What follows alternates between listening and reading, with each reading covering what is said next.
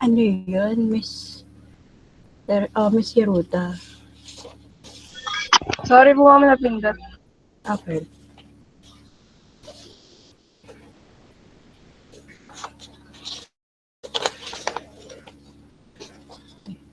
Just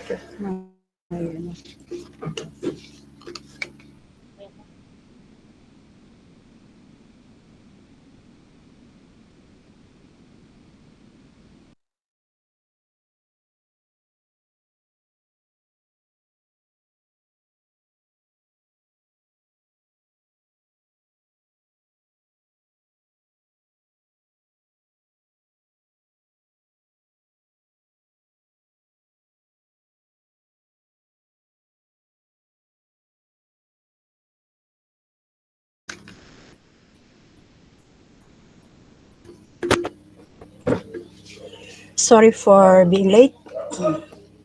I just came from school. I did something important there. That's why I became late this day. Sorry po for the inconvenience.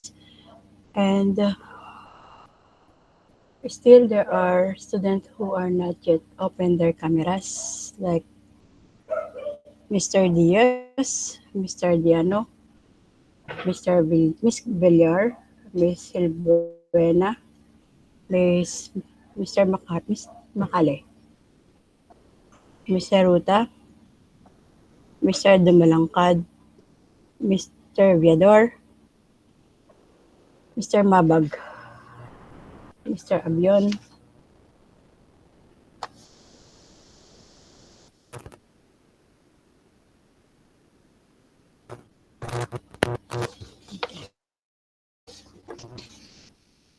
we are already 48. So,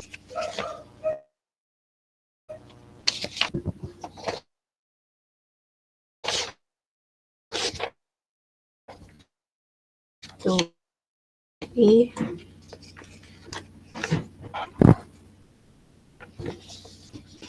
as I call your name, please give me your age. Today is 127.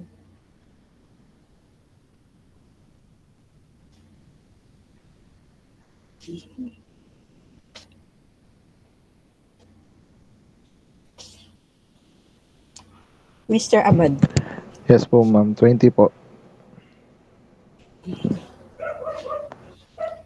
Miss Abelia, none. Mr. Abion, Mr. Abion, I saw your name. Mr. Abion, can you not hear us? Hello. Mr. Bahado.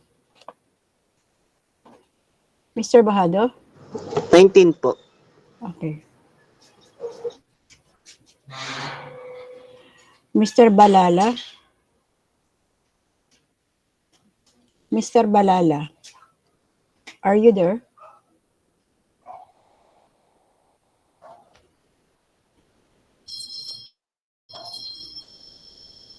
Mr. Yes Balanon? po, ma'am. 19 po. Okay.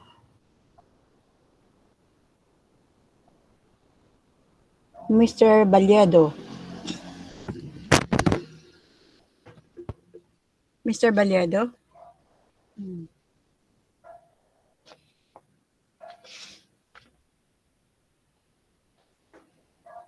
Mr. Bautista?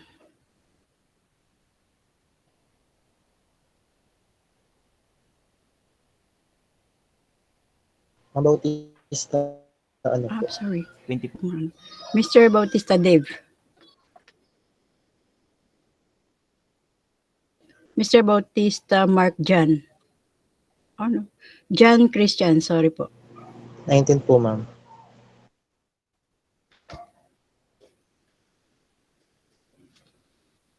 Mr. Bensurto?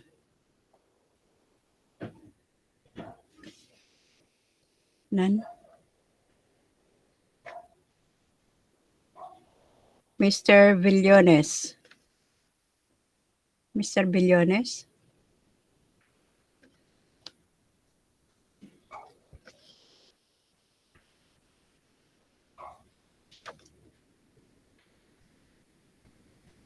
Miss Bulataw.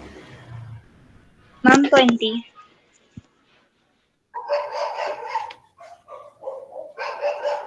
Miss Calauto. Miss Calauto.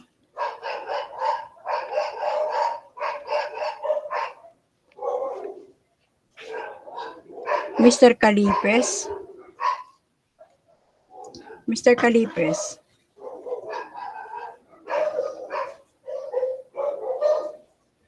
Mr. Cordero.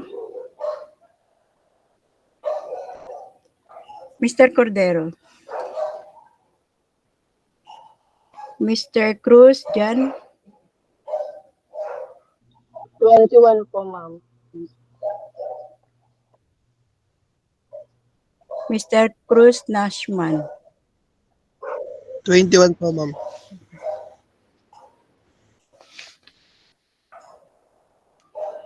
Mr. De La Cruz Angelo. 22 po, ma'am.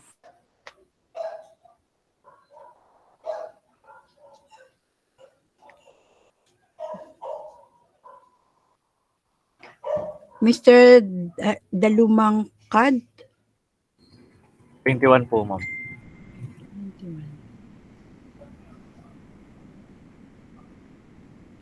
Mr. De Los Santos. 21 po, ma'am.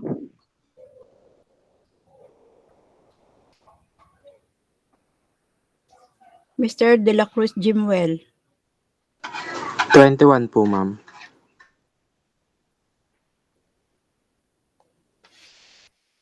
Mr. De Rosas. 19 po, ma'am.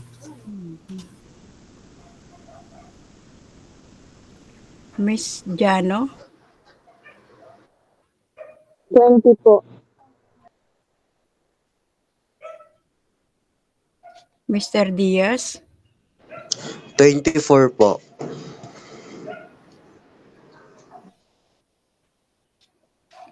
Mr. Elias.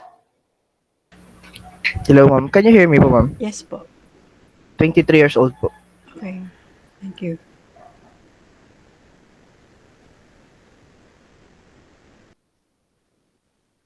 Mr. Espiritu. Ma'am, 20 years old po, ma'am.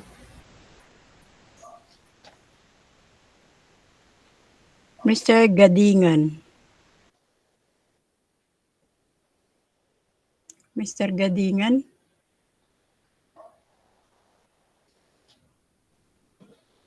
Mr. Garcia.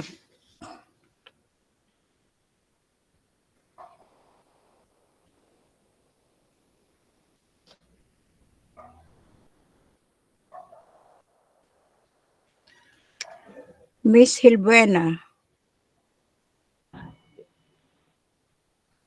Mr. Hilbuena. po. Sorry po, Mr. 21 po, ma'am.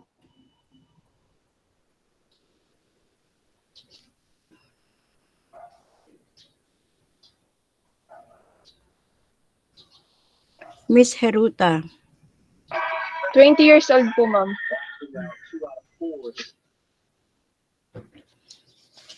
Mr. Laranjo. Laranjo. 19 po. 19.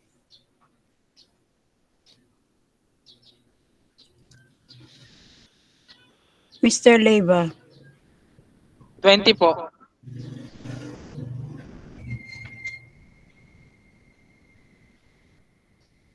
Mr. Lobaton. 20 po, ma'am. Mr. Mabag. 20 po.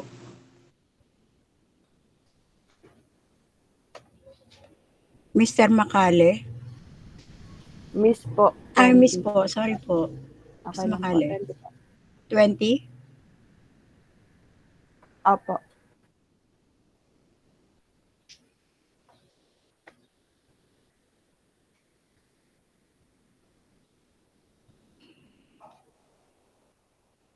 Miss Mercado.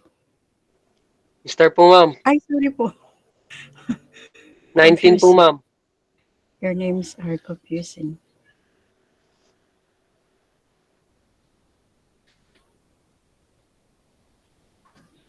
Mr. Mesa.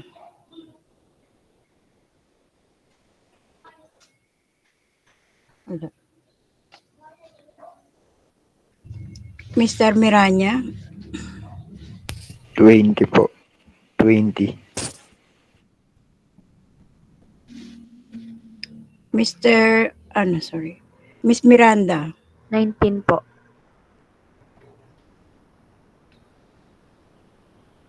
Mr. Murada.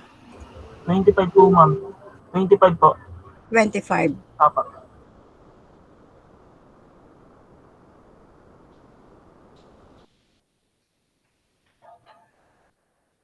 Miss Naval. Miss Naval. 20. 23 po. 23.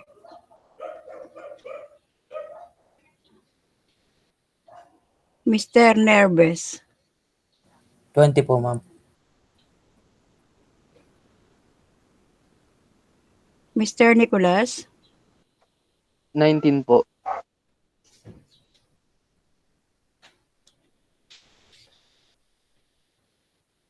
Miss Perez. Mr. po. Mr. po. Sorry.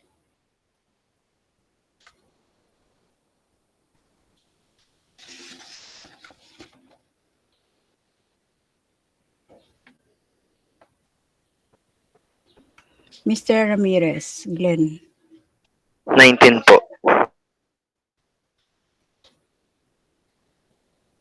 Miss Rivera. 19 po. Mr. Robles. Yan. Mr. Santiago. Ma'am, 20 po. 20. Miss Tamporong. Tamparong po. Ay? 19 po. Tamparong. Sorry po ha. 20. 19 lang po, ma'am. 19. Sorry ha.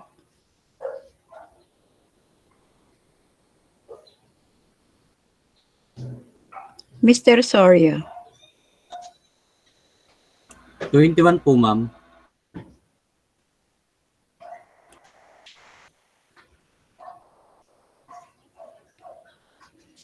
Mr. Chongson. 19 po.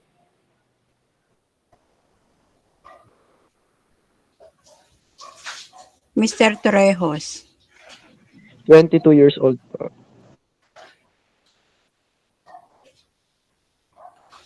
Mr. Tumala. 19 po. Mr. Vasquez. 21 po, ma'am. Mr. Viador. Kim. 22 po. And Miss Villarosa. 19 po, ma'am. Okay. So you are all 56. Yes po. Who's that? Miss Abelia? Hindi po ako natawag. Natawag po kanina. What is your age, Miss Abelia? 21 po, ma'am. Okay. Who else? Right. Mr. Abion. Ma'am, 19 po.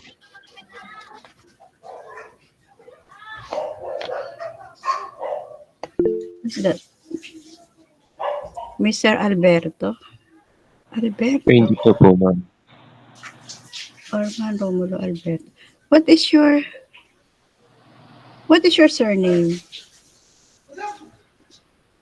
Alberto. Alberto. I don't have Alberto here.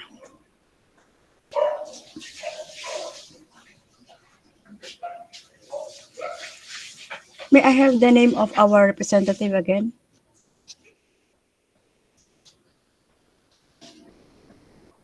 Villarosa po, ma'am. Where is Miss Villarosa? Okay. Miss Villarosa, they have Po, ma'am. they have a correct master list. Meron po. Is Mr. Alberto included there?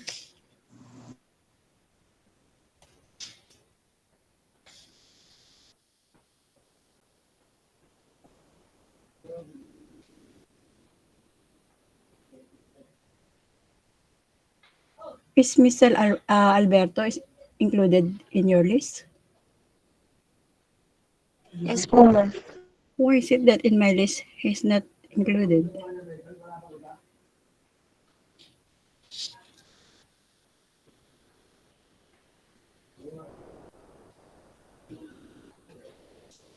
After the class, will you please send your list to me? Mr. Alberto, what is your full name? Alberto what? Hello po, ma'am. Ano po yun, ma'am?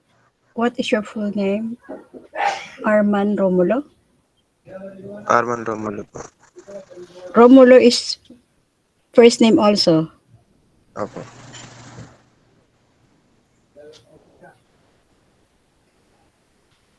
Okay. Thank you.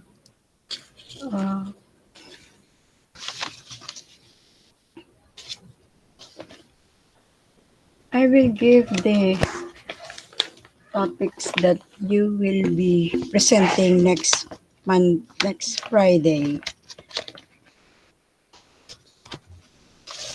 Okay. These are the list of students who will present our next topic on Friday.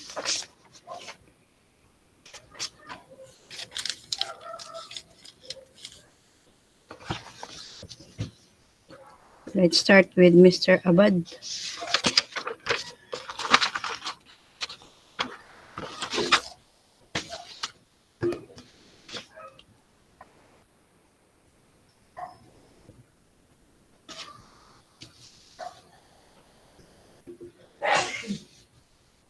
Are you ready, Mr. Abad? Where is Mr. Abad? Yes po, ma'am. Hello po. Okay, this is your topic for the next meeting that we will have. Your topic is modern literature.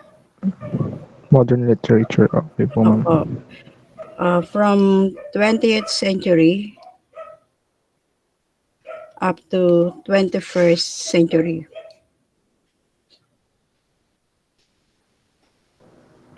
Isa lang po ako nun, ma'am. Opo. Kaya niyo po yun? Hindi niyo po ba kaya? Hindi ko po alam. Why?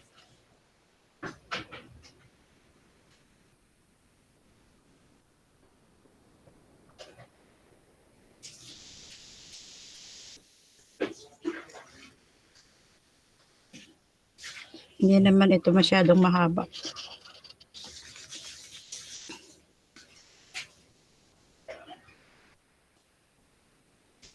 Okay, next will be Miss Abelia. Are you listening, Miss Abelia? Yes po, ma'am. Your topic will be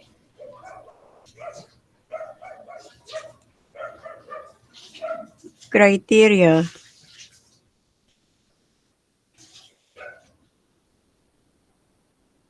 of a good literature as a force. Criteria of a good literature as a force. And then we will have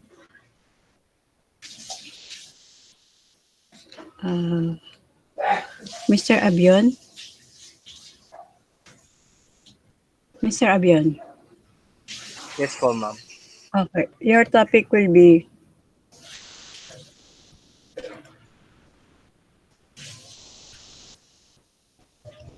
criteria of a good literature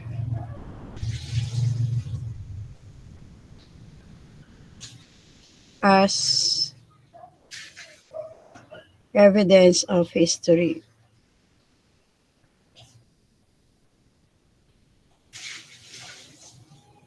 Okay po. Okay po.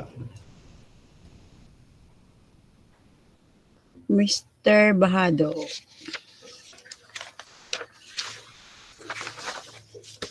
Mr. Bahado?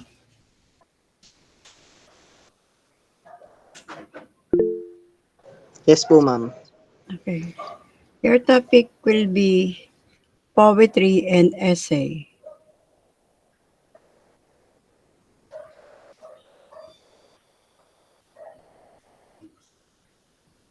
Copy po. Yes po, ma'am. Okay. Next po is Mr. Balanon. Yes po.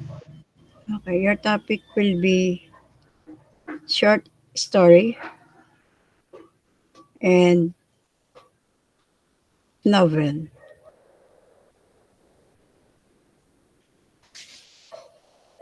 Nakuha po ba? Okay po.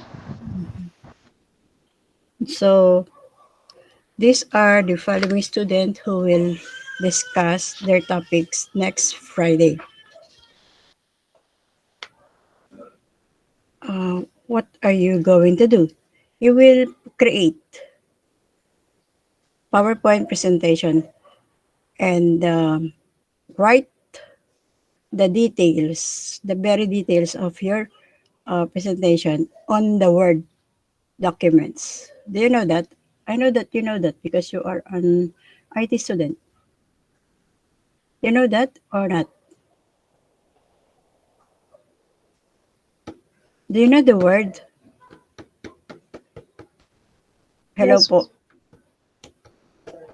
Yes po, Hello ma'am. po. Okay. So, you are going to write or type your uh, report on Word's document, and then that too, the Word and the PowerPoint presentation, you will submit that to me in my messenger. Not in group, in my messenger. And then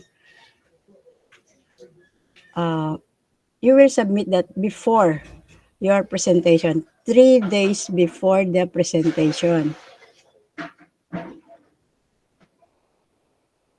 Naintindihan po ba, Mr. Abad, Miss Abelia, Mr. Abion, Mr. Bahado, and Mr. Bulanon.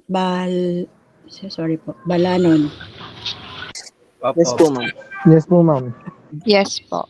So 3 days before the our class, you have to submit that on my messenger in order for you to give that presentation during our class. We might have at least 5 students per session.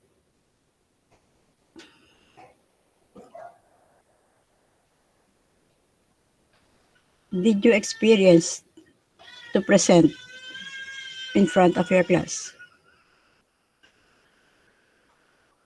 Did you experience that? Hmm? Yes po. So everybody, all of you experienced that. So I know that you know how to present your topic. How will I grade that? Your document as well as your Word document as well as your PowerPoint presentation will be graded accordingly in accordance with how you did that. The Word document is much more detailed than your presentation. So I will rate that from 1 to 10. And upon your presentation during our class, our session, I will also rate you 1 to 10.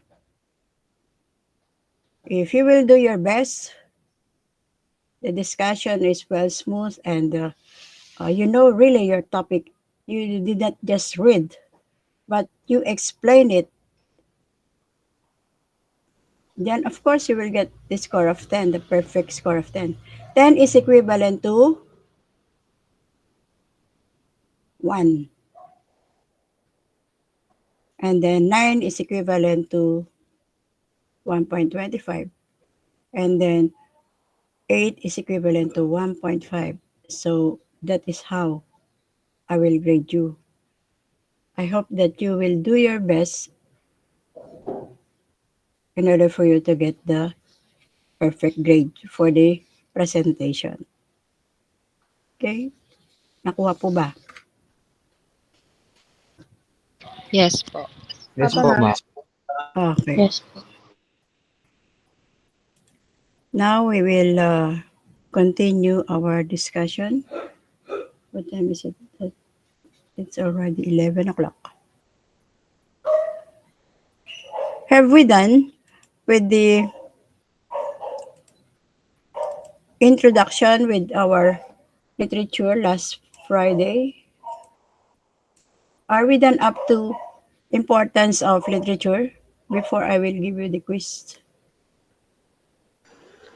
Yung number Number 1. 1 pa lang po. Number 1 pa lang. Okay.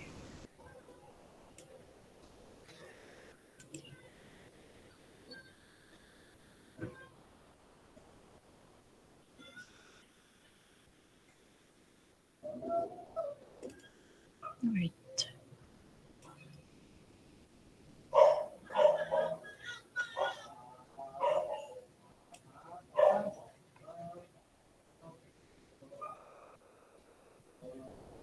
Okay.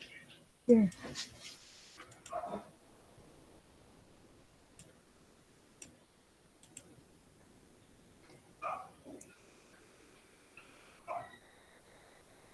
So we will continue with the discussion of importance of literature. We are on number 2. We said that literature expands our thoughts.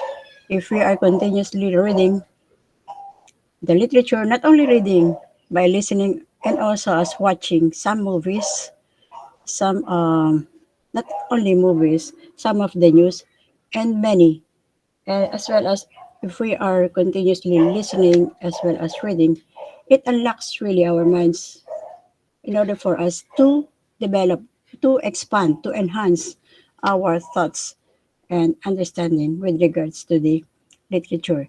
And it says here that it develops our critical thinking. It develops our critical thinking skills. What is your idea when we say critical? Critical thinking skills. What do this literature develop in us? Okay, what is critical thinking?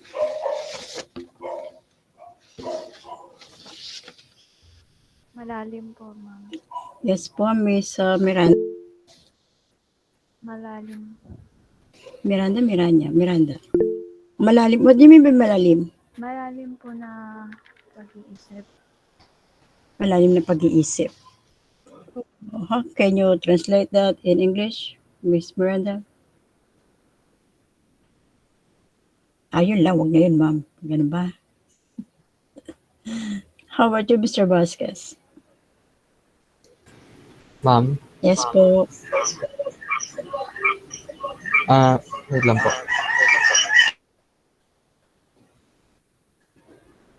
Hello po, ma'am. Yes po, Mr. Vasquez. Pag bibigay po ng analysis or conclusion sa mga binabasa mo po, pagdevelop po sa analysis skills natin or problem solving po, ma'am. Okay. When we say developing critical thinking, it develops our analytical thinking. We can know we became more analytic. We became more reasonable because we know how to reason out. We know how to criticize and we know how to analyze the situation. Because if you are continuously reading, continuously watching, continuously listening, the literature develops our analytical thinking. And that is one of the very good aspect that the literature gave to us.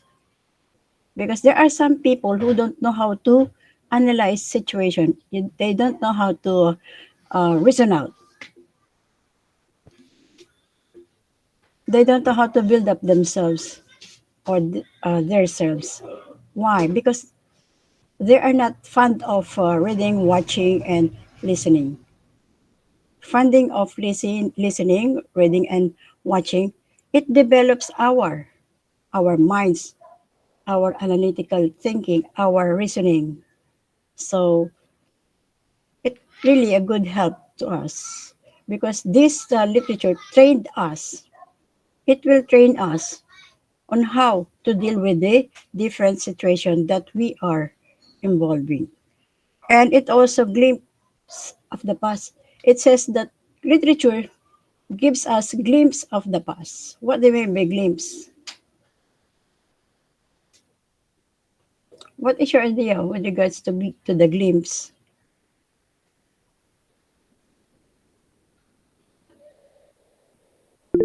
Yes, Mr. Vera? Parang partial view. Partial. Is there any answer? Any other answer? Mr. Angelo de la Cruz?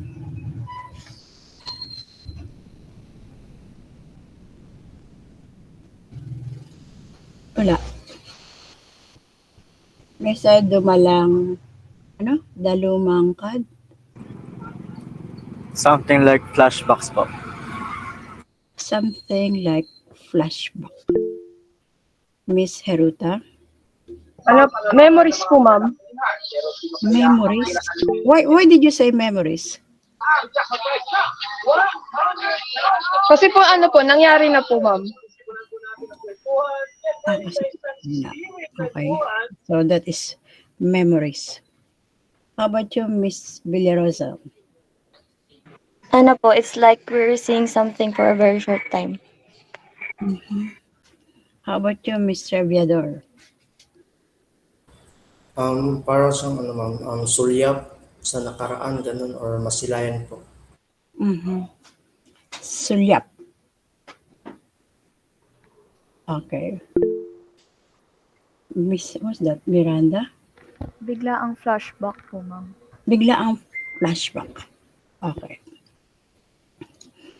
So, when we say glimpse, it is sulyap in Filipino. You can go back in our future when we are reading literature, especially the history. History is one type of literature. When we read literature, when we read the history, we can go back to our past, to the situation of the past, the events that happened in the past. Especially the history of when the Spaniards conquered us, when they began to live with us, the Filipino, they just let this foreigner to stay with us, and this is the time that they conquer us, and then from that time on, imagine even the name of our country, they gave us. We should be the one as a Filipino give our name in our country. But it did not happen. Spanish government gave the name Filipinas in honor to their King Philip. That's why our country become Philippines, Filipinas in Espanol, and Pilipinas in Filipino. So we can glimpse, we can go back, we can have sulyap if we are reading history. So that is the glimpse. That is one importance of literature, and it also help us understand. It gives us understanding of other culture and belief. How do this literature gives us knowledge of the cultures and the beliefs of other? How do this literature give us understanding? Mr. De La Cruz Jimuel. None? Mr. Diaz. None. Mr. Cruz Jan. Ano po, ma'am? Yung parang dito po natin yung naiintindihan ng pagkakaiba at pagkakapareho ng mga kultura at paniniwala. Mhm. How about you, Miss Mika? Mira, Isabel. Ma'am, dahil po sa literature, nagkakaroon ng opportunity na maipasa yung mga mga kwento mula sa past papunta po dito, tas hanggang ngayon pinag-aaralan po pa rin at nababasa natin. Mhm. What is the connection of that kwento in our culture and belief? Ano po, ma'am, kasi yung kunyari po, yung mga kwento po dati, yung mga storya po na nagawa dati or na-experience po dati, sinusulat po yun ginagawa po yung literature, tas napapasa po until now. Mhm. How about you, Mr. Bautista? Dave? Is it Ano Dave? po, yung Who's that? literature Adjan. po kasi, Mhm. ay ma'am, yung literature po kasi parang sumisimbolo siya sa pagkakakilala ng bawat isa. Yung history po niya, history po ng bansa, yung religion po, custom, napapakita po ng literature yung mga sinaunang kaugalian tsaka kagawian ng mga tao noon magpahanggang ngayon po. Okay. Because when we read literature, we can read about different religion, different customs, different cultures, as well as their beliefs. So, with this, as we go on reading this literature, we understand the different culture of different places. Hindi na nga natin kailangan basahin pa yung kultura o history ng the other country. It's just in our country. We have, how many islands do we have in our country? How many islands do we have? 7,100. Mr. Soria. 7,000 po, ma'am. Are you sure?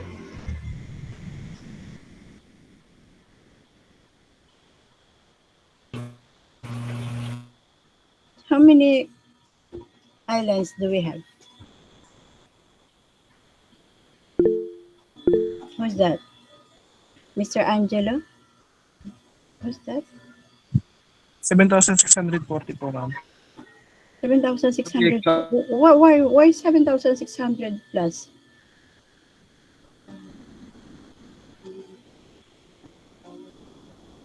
This is my first time to heard about 7,600. How about you, Mr. Balala? Parang ma'am it's sa Google po kasi ma'am Ayun po yung 7,107 lang po. Okay. That's it. 1,000, 7,100 plus lang. It could not be 7,600. Some of the other section answered me, 7,500, ma'am. Sabi ko, why? Why is it with 500? If it is low tide, sabi niya sa akin, if it is low tide, we have more than 500 existing islands. Is there people there?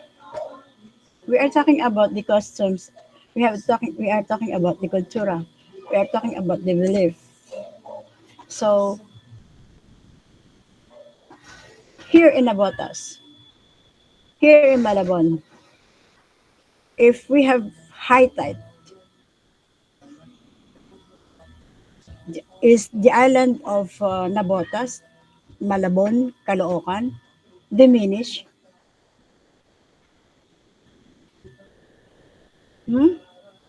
Nawawala ba? If it is high tide or baha, or if it is flood, nawawala ba? Of course not. So it's still Nabotas, it's still Malabon, Caloocan, or Kamanaba. It did not diminish. At hindi naman ito lulutang na lang pag low tide. Hindi naman ito lulubog na lang pag high tide. It's not that way. We have only 7,100 plus islands in our country. So with that more than 7,100 islands, we have so many different cultures and beliefs. We have 7,000 cultures and beliefs in our country. So, hindi na natin kailangan pa yung iba. Dito pa lang do you know all of this culture and belief of our different regions here? Of course not. So if you are going to read our literature, our own literature, we can understand their different cultures and belief. And we can also polish, it can also polish our writing skills, especially those students or people or individual who is inclined in writing. Literature polishes their writing skill. How? Through adapting the written works of the different author. Aside from adapting, it can improve your writing skills. It can polish your writing skills through following their moves in writing, especially if you are inclined in just writing, editorial writing, or storytelling.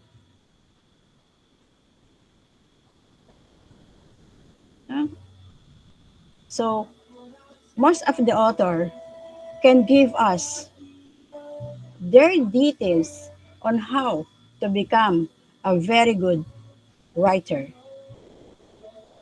They give us their talents by how. Of course, we have to read their writing skills. So we can also develop our writing skills, and we can adapt them as well as their ideas. It can prove also your ideas with regards to the writing skills. And it says here, literature can also cultivate our wisdom. What is wisdom? Kalipes. Absent. Miss Bulataw. Ma'am? Yes po. What do you mean by wisdom?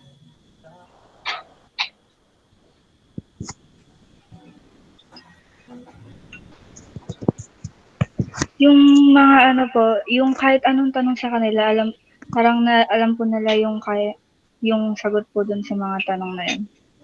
Kahit anong tanong, alam nila yung sagot na yun. That is wisdom. Okay, Miss Miranda Isabel. Ano po, kalidad po ng pagkakaroon ng alam. Kalidad ng pagkakaroon ng alam. Mhm. How about you, Mr. Nicholas? Ano po, knowledge po. Knowledge. Opo, yung quality po ng knowledge, tsaka yung ano din po, yung experience din po. Knowledge. Okay. Who else?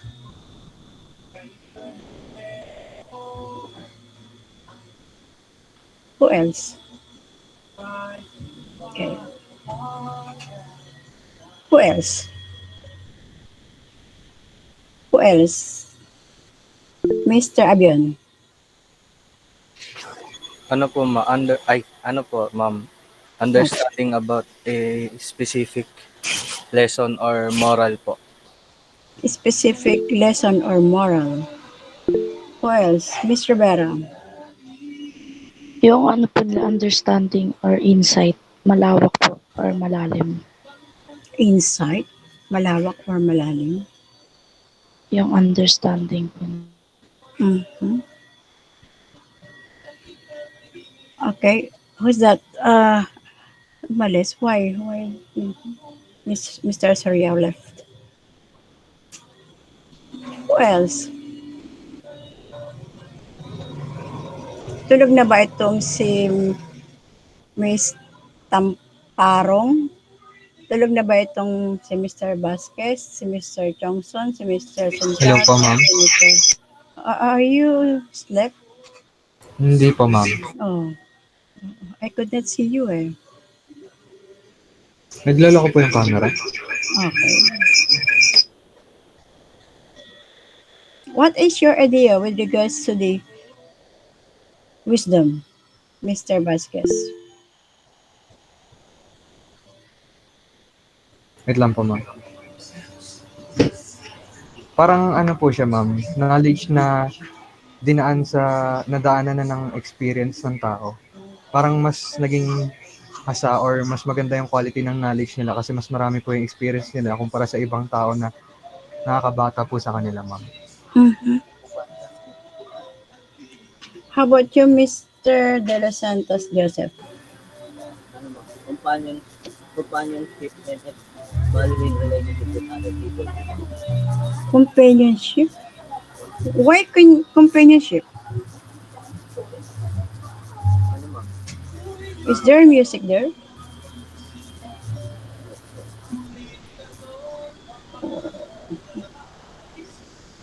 Mr. Bahado. For me, ma'am, yung wisdom po, it talks about different types of knowledge like critical thinking and analytical po. Different types of knowledge. Is knowledge a wisdom? Mr. Bahado. Yes po, ma'am. Will you please explain why? Knowledge, wisdom, para po kasi, yung wisdom po kasi ma'am, kaalaman po siya for me, for in Tagalog po. So, since knowledge is an information po, so, pumapasok po siya sa isip po natin. So, it means knowledge is an information po. And kaalaman po yung Mm-hmm. How about you, Mr. Leiva? Bigla nag-out.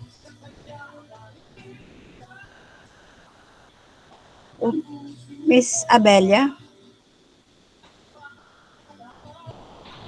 Para sa akin po, yung wisdom po, is pagkakaroon po ng karunungan sa isang bagay po. What's the difference between kaalaman and karunungan? Yung knowledge po kasi, parang alam nyo lang. Pero yung karunungan po, kaya mo po siyang i-apply. Mas malalim po siya kaysa sa knowledge po. Yung wisdom. Okay. Is that Miss Abelia? Knowledge is different from wisdom. Knowledge is just simply knowing, learning, while wisdom is deeper than knowledge. You know deeper because you understand very well the learnings that you are reading, that you are doing. Example, who knows how to cook rice? Will you please raise your hands if you know how to cook rice? I just would like to see if you. Okay, so most of you knows how to cook rice, but there are some who do not know how to cook rice. Oh, okay. How do you cook rice, Mr. Bahado? You said you know how to cook rice. Ano po, una po, hugasan po muna yung yung mismong kaldero. After po, Mhm. lagay po yung bigas. Tapos, Mm. lagyan po ng tubig para mahugasan yung bigas. Then, after po is, ng 3 beses po, hugasan po ng 3 beses. Then, after po nun, lalagyan po siya ng kapantay po ng bigas yung tubig. Ay, Mm. lalagyan mo po siya ng exact amount po ng, kung ilan po yung ilagay mong takal ng bigas, ganoon din po karaming tubig. Para po Mm. maganda po yung pagkakaluto. Tapos okay na po, pwede nyo na po isalang. Mhm. Pagkasalang, pababayaan na lang. Hindi pa, ano po, ilagay nyo sa rice cooker. Tapos antayin na lang po maluto. If you have your rice cooker, katulad ko, I'm poor. I don't have rice cooker. How will I cook that? Ano po, aantayin mo po siyang yung pag kumukulo na po, iaangat mo po yung lid ng yung lid po ng kaldero. Tapos po, then papabayaan mo lang po siya. Kasi po pag ginayaan mo lang po yun, aapaw po yun. Tapos pag nakita mo pong medyo nawala na po yung bula, tapos nakikita mo na po yung kanin, parang hihin-hinin mo po siya para po maayos ang pagkakaluto. Is that correct? I heard hihin-hinin. Yes po, ma'am. Yung parang parang titignan mo po kung luto na po talaga yung kanin. Tapos parang singawin mo po kung para po hindi basa yung kanin. Okay. That is how you cook rice. How about you, Miss Villar? Is that Villar? Villarosa, sorry. Yes po. Okay. How do you cook rice? Saan po? Sa rice cooker, sa It depends stove on or you. oven? It Kapag po depends sa or both. If it is in rice cooker or in something what we call in Filipino caldero, then explain it. kapag po sa apoy, ang gamit po ay Kapag sa apoy. Okay. Sige. uling. Kailangan niyo po munang magsindi po ng ng apoy paglulutuan. Tapos ihahanda niyo na po ang kaldero, hugasan. Tapos lalagay niyo na po ang bigas kung ilang takal po nulutuin niyo. Hugasan 2 beses or 3. Tapos po, yung last po na papantayin po sa kamay yung bigas, tapos po ganun po kataas yung tubig. Tapos isasalang na po sa apoy. Miss Villarosa, will you please open your camera? I want to see your face when you are explaining. Okay. Sige, go on. After that, what's next? Miss Villarosa? Isasalang na po sa apoy at iintay na po siya maluto. That's it. How about in rice cooker?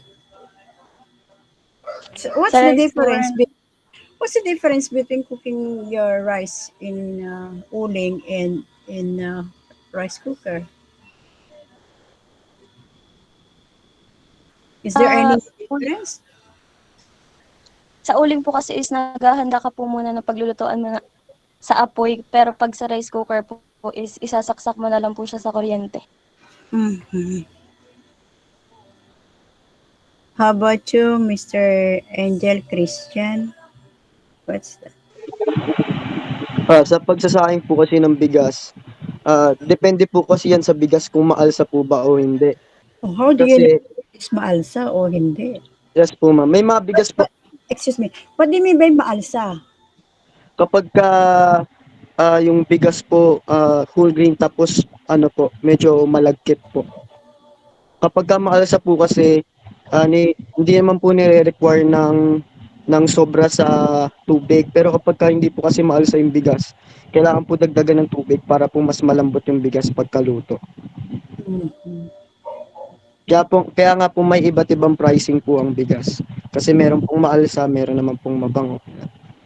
So sa pagsasayang po ng kanin, dalawa po kasi yan, rice cooker, tapos kalan. Sa rice cooker naman po, syempre automatic yan, no? Syempre hugasan po yung bigas. And depende nga po yung tubig, kung maalsa o hindi ang bigas. Kung maalsa, pwedeng sakto lang po sa bigas. Kung gaano karaming bigas, ganun din po karami yung tubig. Pero kapag hindi naman po maalsa, sobrang po ng isang cup ng tubig. So, pag ilalagay na po, syempre, ilalagay po sa rice cooker and automatically po, maluluto na po siya kahit hindi nyo na po bantayan. Then, kapag sa, naman po, sa kalan naman po o sa uling, syempre, kapag nakasalang na po yung, sinaing, kapag kumulo na po, ito-turn nyo po yung apoy into low to medium heat po. Para po hindi po masunog habang kumukulo. Kasi nga po, paluto na rin po kapag kumukulo na.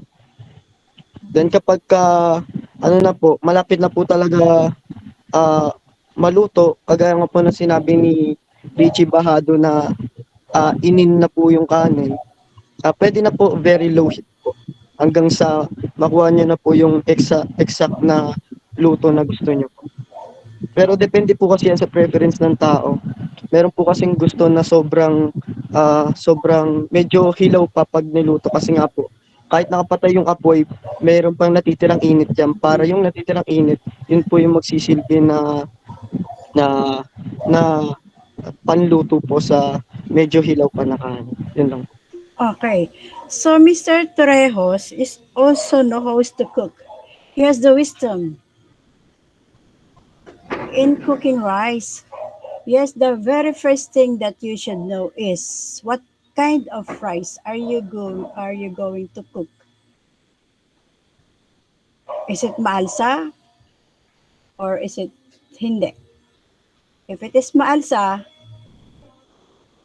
that is lumang ani ng bigas. If it is hindi maalsa, that is bago. But he did not tell us about how do we know that it is maalsa or not. How do we know if it is maalsa or not? There is the wisdom of knowing those things. Some section says, by looking at the rice, by simply looking at the rice, he knows if it is maalsa or not. He knows if it is bago or not. By the texture of the rice. Some says, they taste the rice. If it is malutong, matigas, that is maalsa. Because it is luma. When you taste the rice, which is easily to eat, then it is bago. So, the water that you have to put in there is not that much. You could not add more water if it is not maalsa. But if it is maalsa, you can put additional water or at least 1/2 or 1 cup of water. Pati, it is not mahinhinan. In.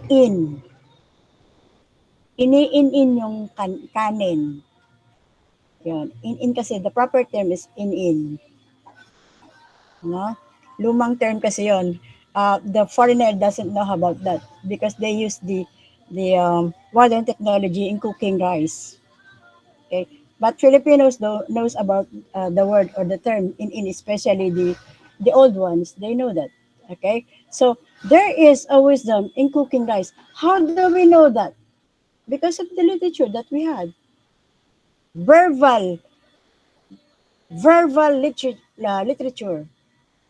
By the sayings of our parents, our lolas, our grandparents, our parents, our sister, the older one, they know that.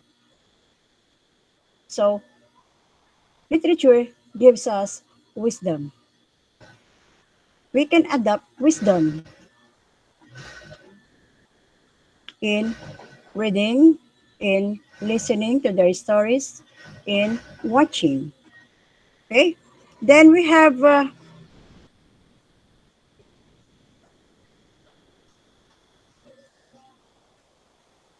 knowledge of human psyche. Literature gives us knowledge in human psyche. It gives us understanding. It gives us learning on how we can deal with the different individual. By studying literature, we are also studying human psychology, especially when we are reading the story.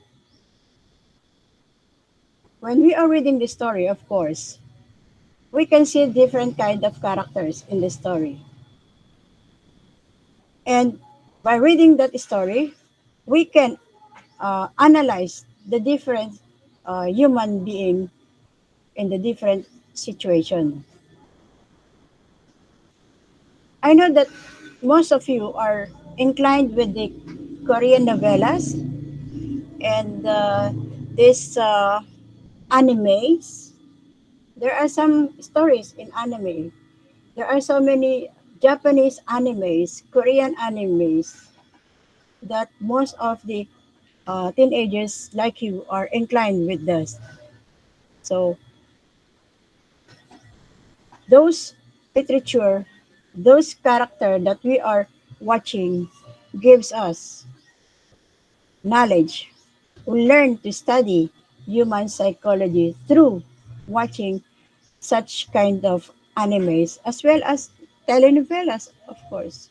It gains our knowledge in dealing different psych of human behavior. Okay? It also helps us to understand ourselves. We as human, we as the reader, we as the listener, we as the watcher. Literature helps us to understand ourselves, especially as I have said, when you are watching your favorite anime, your favorite teleserye, because there are several characters that you may see. Sometimes you said to yourself, parang ako yun. Because I feel her. I feel him. Ganun. Diba? Oo, ganun nga ako eh. So, you understand yourself. Ganun nga ako eh. Tanga, masipag, ganun. Matalino, mayabang. Ganun nga ako. Those are the characters.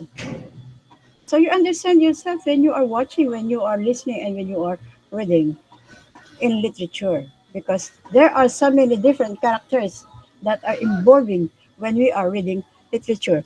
As well as it is a source of entertainment also.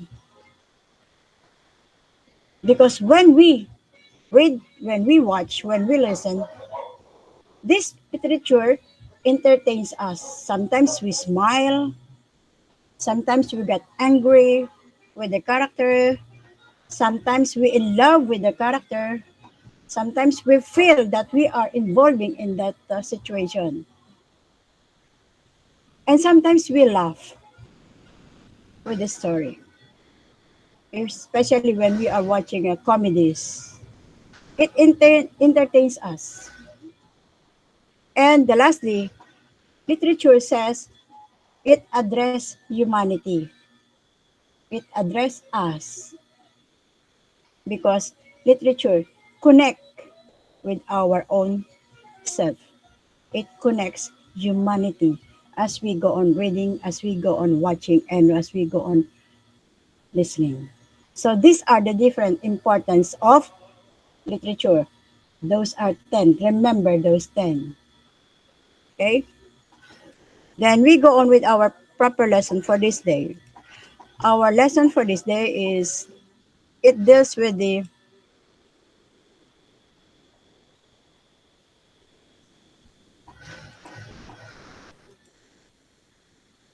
it deals with the Spanish literature.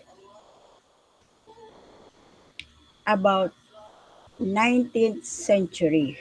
When we say century, what is your idea with regards to the terminology century? Okay? What is your idea with regards to the century? Mr. Lobaton. Mr. Lobaton, are you there? Wala. Andito po, ma'am. Okay. What do you mean by century? What is your idea? Yung 1,000 years po. Century po. Tapos Yes. yung idea po sa yung main question po, 'di ba? Anong idea sa 19th century? No, no, no, no. What is your idea with regards to the century? This century, ma'am. The term century.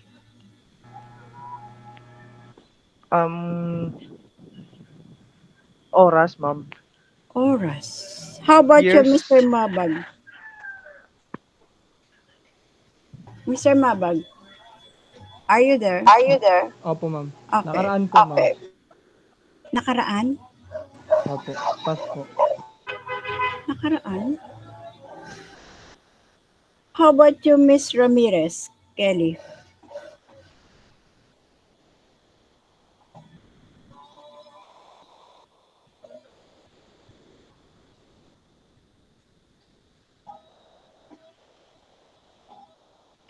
Kelly is out. Sorry po, ma'am. What do you mean by my question? Ano po, ma'am? Are you Siguro, listening? Opo, ma'am. Okay. Go on.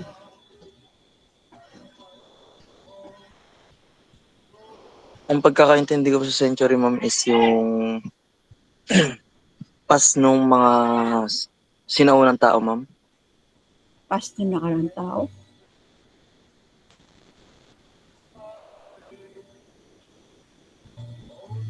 How about you, Miss Tamparong? Ano po, ma'am? 100 taon po. 100 taon.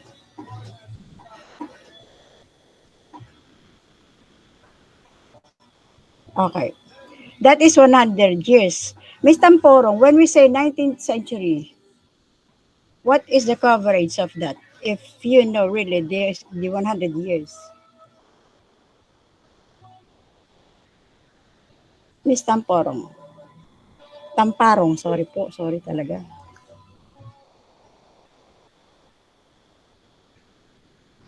Ano po ulit yung tanong? What covers 19th century?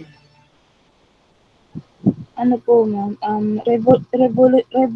Revolutionary period. What covers century? I'm not talking about the events of that century. I am talking about this century itself.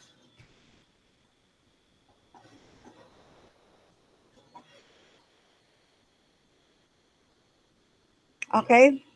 Mr. Nicholas? Ano po, mga nasa ano po, 1900s or yung ano po, 1900 to ano po, to 1999. Mm-hmm. So that is 1901 up to 1999. That is 1 century.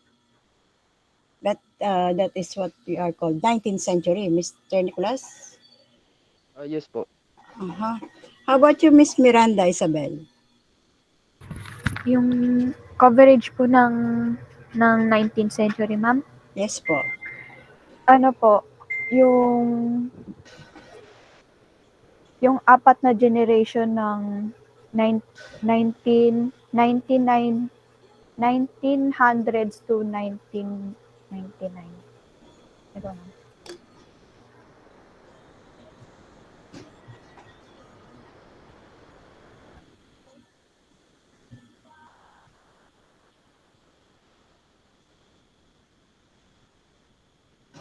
Mm-hmm.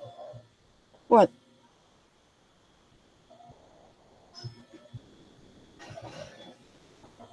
Mr. Hilbuena. Hello po. Yes po. For me po, ma'am, yung every 100 years, parang period of time every 100 years. When we say century po. Yes, it is 100 years, of course. But what I am asking you is, what covers 19th century? What covers 19th century? Yes po. Years 1900, ma'am. 1900. So, till 1999, something like that po. Mhm. Sabi niyo po, ma'am, yung covers po. Yes po. Yes po. Tama po ba? Tingnan natin. Okay, how about you, Miss Cyrus Miranya? Mr. Cyrus Miranya? 1800s po to 1900s. 1800. So it covers 2 century. Can we say Yung 19th 1800? century po, nag-start ng 1800 to 1900. Mhm.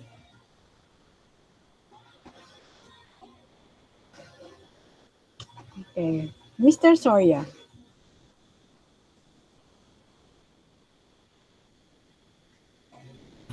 Ma'am, mga written works po na na-publish simula 1800s to 1899. What is the exact? If you are going to say 1800 to 1900. 1800s po, from 1899.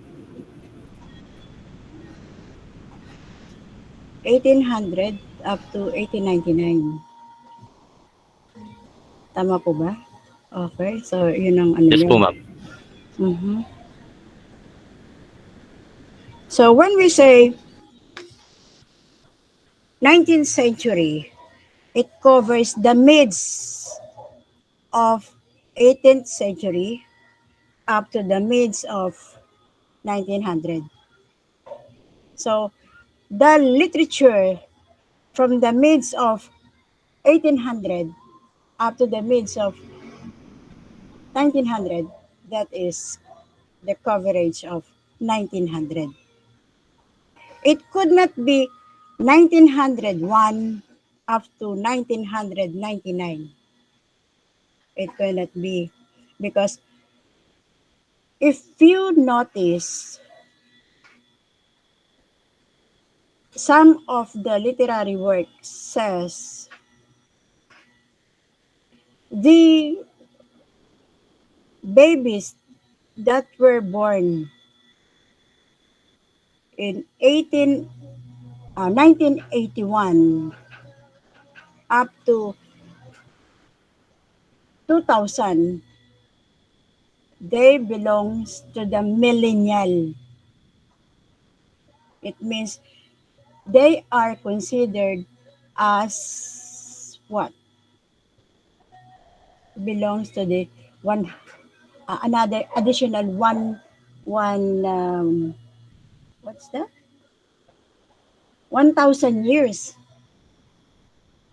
They call millennials.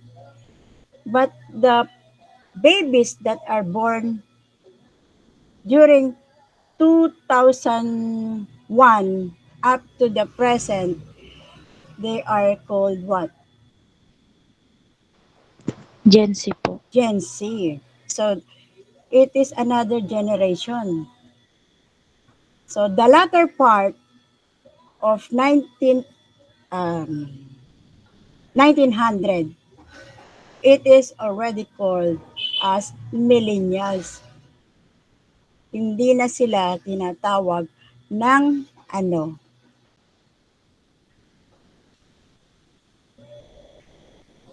Ano ba tawag doon sa mga tao na pinanganak from 50s up to 80s?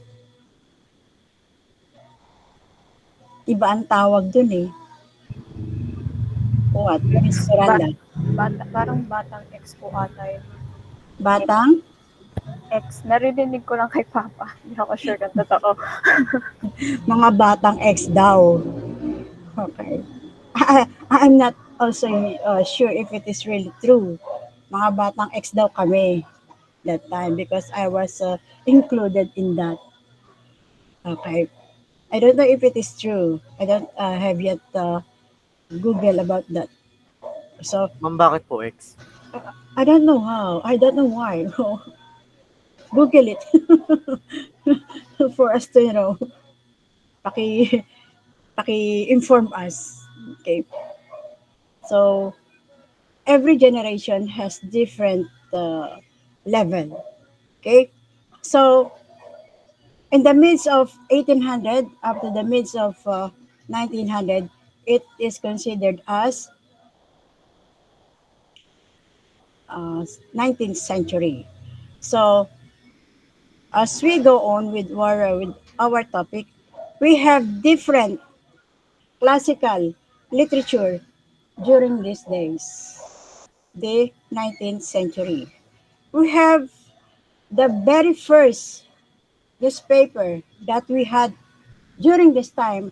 As you can see, it published 1846 at the midst of 1800. It considered as 19th century.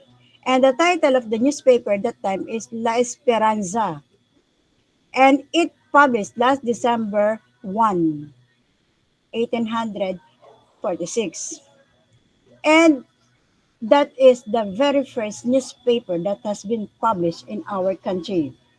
The next was La Estrella. What is Estrella? That is a Spanish term.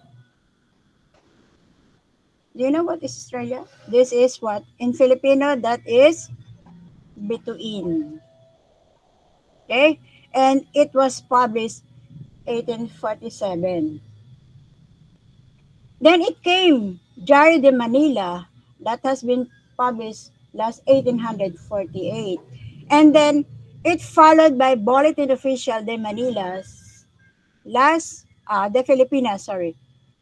That was published 1852.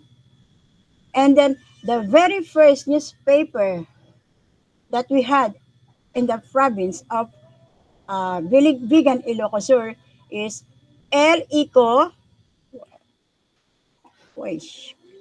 El Ico de Vigan. That was published latter part of 1800. It is published 1884. And the last newspaper that we had during this time was the El Bulletin de Cebu. And it was published 1819. As you can see, all of the titles here, like for example, this one, Cebu. That time, we are not using letter K. No? Like for example, here, we have this one.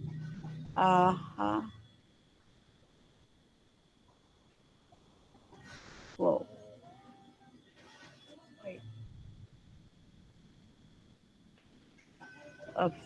Where? Uh-huh.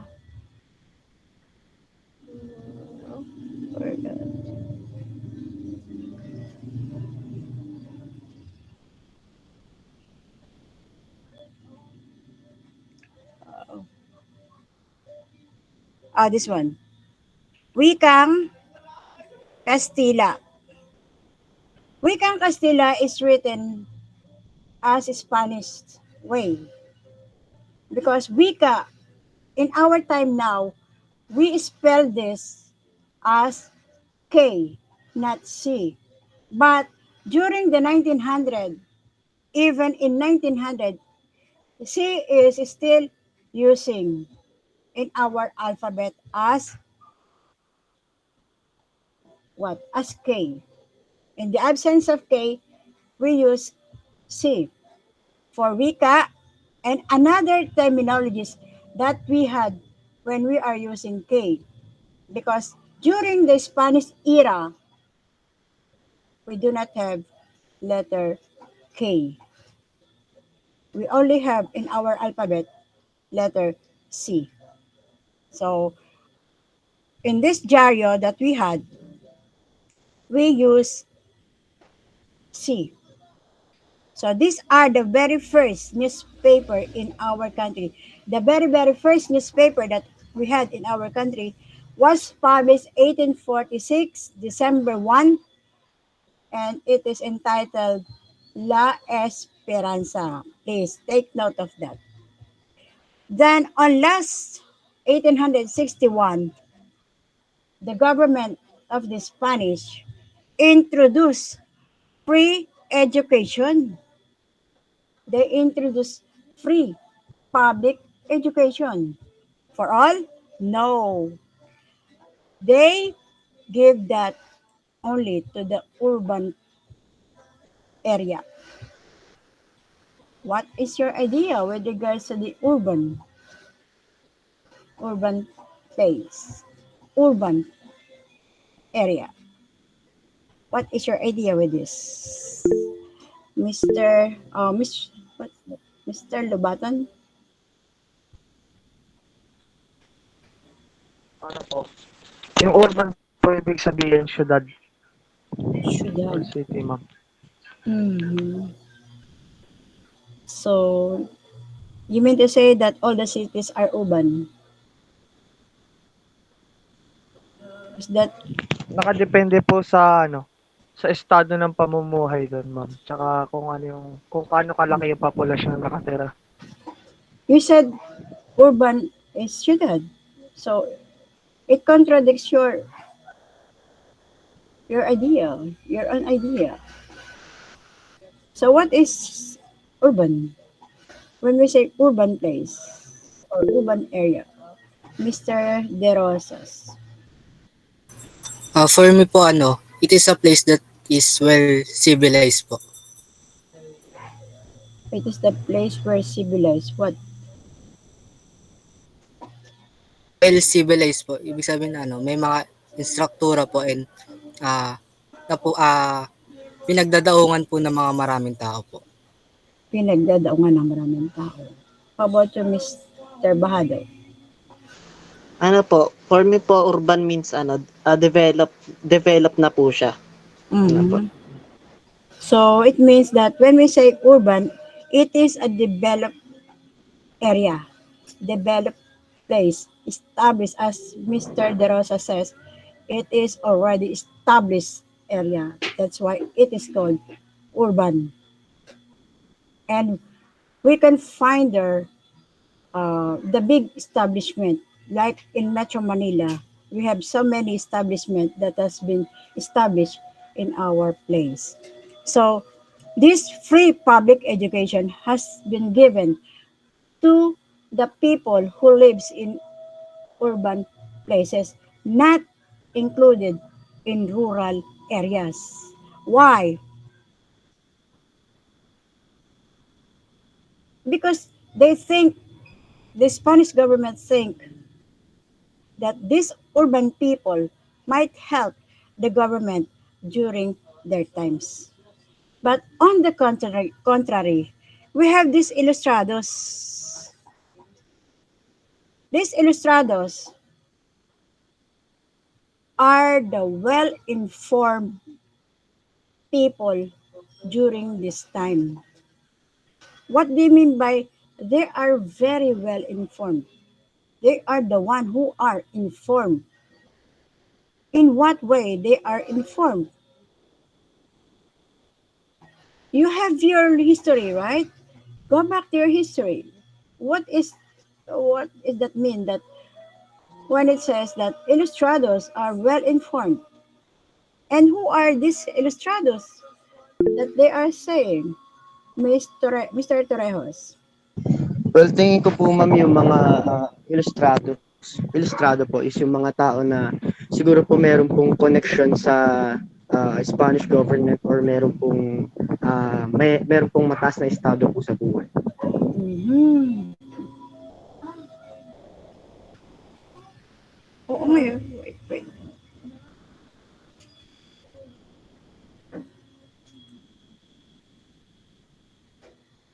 For a while class, we have an emergency.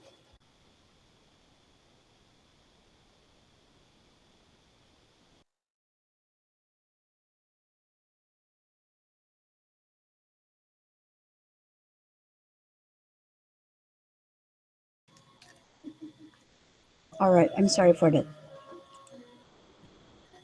When we say ilustrado, it is they are well informed. But how do they are well informed? As Mr. Who's that Torrejos says that maybe they are in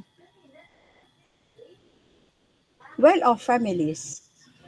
They are well-known families, or they are involved with the government of Spaniard. Is it Yes po. the way? Okay, so that's it. So how about you, Mr. Bautista? Bukod po sa sinabi ni Angel Christian, ma'am, sila po Mhm. yung mga edukadong tao sa panahon na yan. Mga Oh, nakapag-aral po. mga nakapag-aral.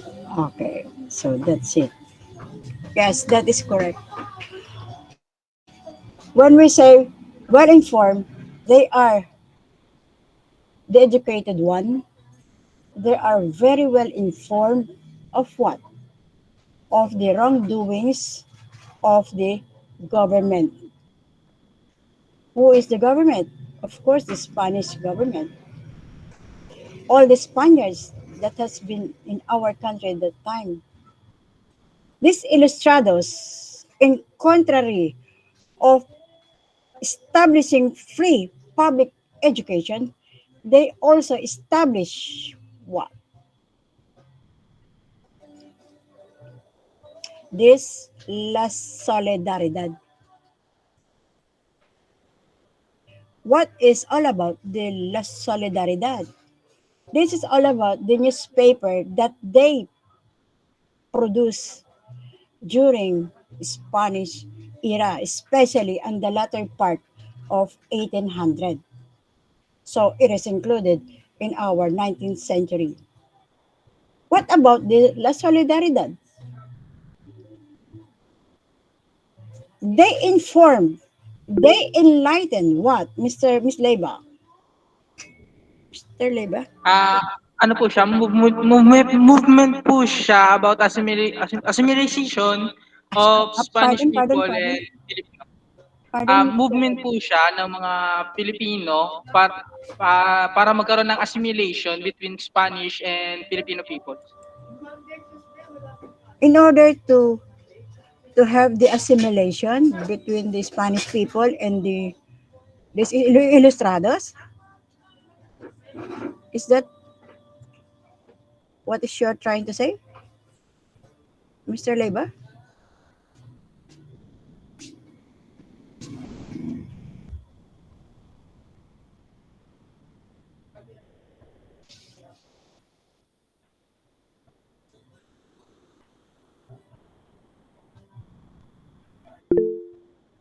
Mr. Bahado?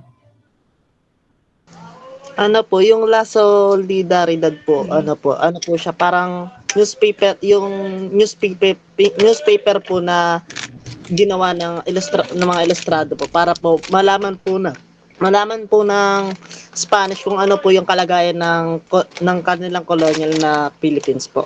Okay. La Solidaridad is a newspaper.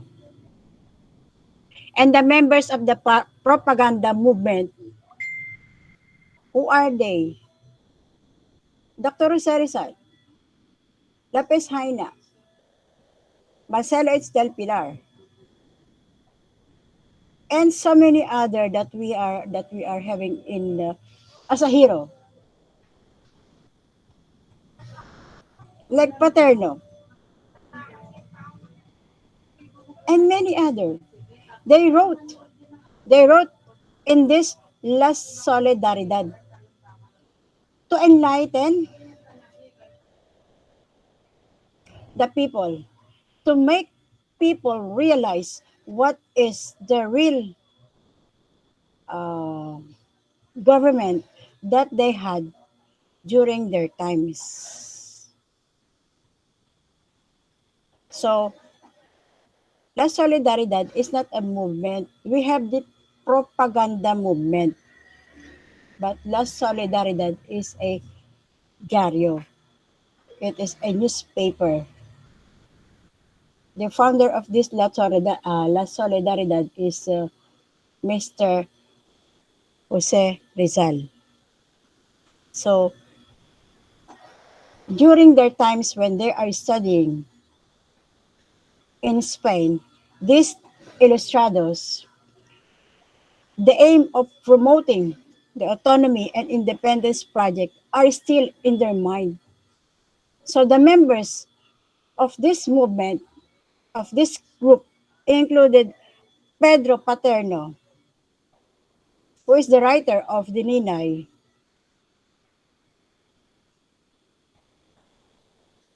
gave also his writings in La Solidaridad.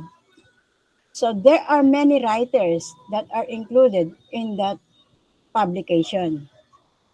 So in the contrary of this pre-education, the Ilustrados produce the Enlightenment periodics, the Enlightenment newspaper in the country. That's why after the death of Dr. Jose Rizal, the war burst in our country because they read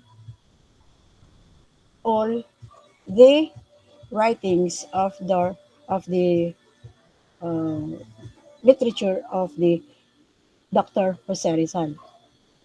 So that's why if it is not with the writings, with the heroes that we had before, but not all the heroes, I would like to speculate about that. Because do you think Mr. Aguinaldo is one of our hero? Do you think he must be belong as a hero in our country? What is your stand about that?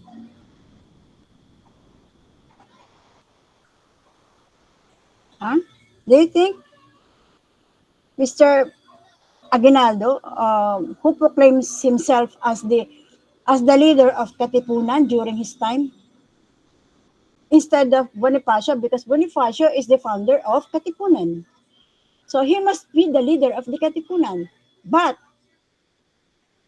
he did something. That's why he became the leader of the Katipunan during that time. So do you think Mr. Aguinaldo should be one of the heroes in our country? What is your idea with this? Please answer me.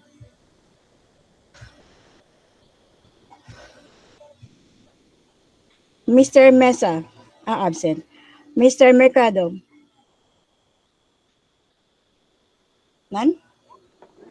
He's a hero po. Why? He contributed to the Philippines. What he contributed in country?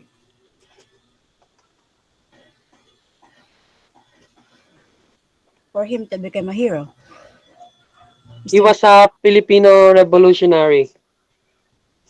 Do you think he is a real revolutionist?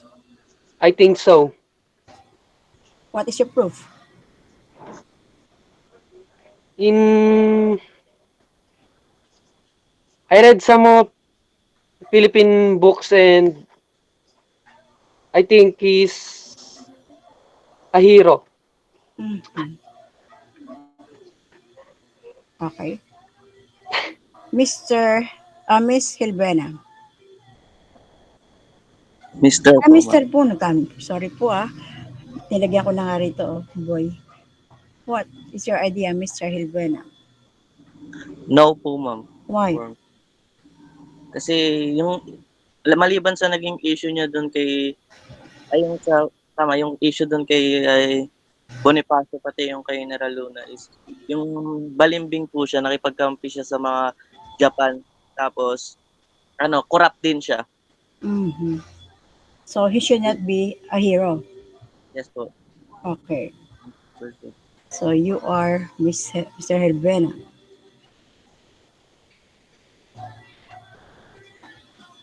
Who else? Mr. Macale. Miss po. Ay, miss po. Ano ba yun? Nahihilo na. Torbilin pala yun. Sorry. Ayun po, for me, he's not a hero po. Yes, Why? he's one of the presidents of the Philippines. He stands a physical leader of the Philippines, but his essence of mind wala po. For example na lang po yung kay General Luna, which is nung nakikipaglaban po si General Luna, wala po siyang ginawa. Kundi yung mind po ni Emilio Aguinaldo is inaasa niya kay Apolinario Mabini na ano dapat gawin, ganyan. So wala siyang own decision po. Okay. Maybe. Mr. Abion. For me, ma'am, just like what she said, Aguinaldo is more like self-determined po for the democracy of the Philippines po. Mas determinado po siya para sa sarili niya po na ipaglaban yung Pilipinas kaysa po na to save for the freedom of the Philippines po. Mm-hmm. Is there any more?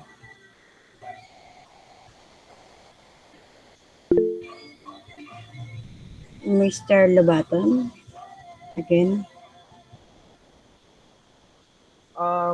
Yung tingin ko hindi rin po, ma'am. Why? Kasi po nung sa course po ng buhay niya, yung pagiging balimbing niya po, lagi pong yung benefit po, puro para sa kanya lang, hindi sa pangkalahatan talaga. Kung saan po mas siya magbe-benefit, dun po siya kumakampi. Wala siyang mismong pinapanigan na side. How about you, Mr. Bahado? Para sa akin din po, hindi rin po. Kasi po nung napanood ko po yung General Luna po, nung nag-base po ako doon, nakita ko po na parang masyado po siya nagpe-play safe sa mga decision niya. Para pong, yun po, parang nagiging play safe siya masyado, tas di niya iniisip yung yung para sa bayan, para sa sarili niya lang. Okay. We are entitled to our own opinion.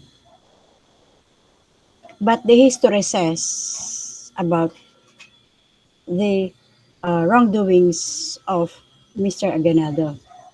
The very first wrong that he did is that he wants to be the leader of the Katipunan, wherein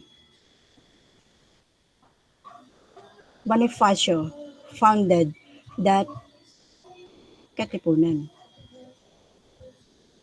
How did Mr.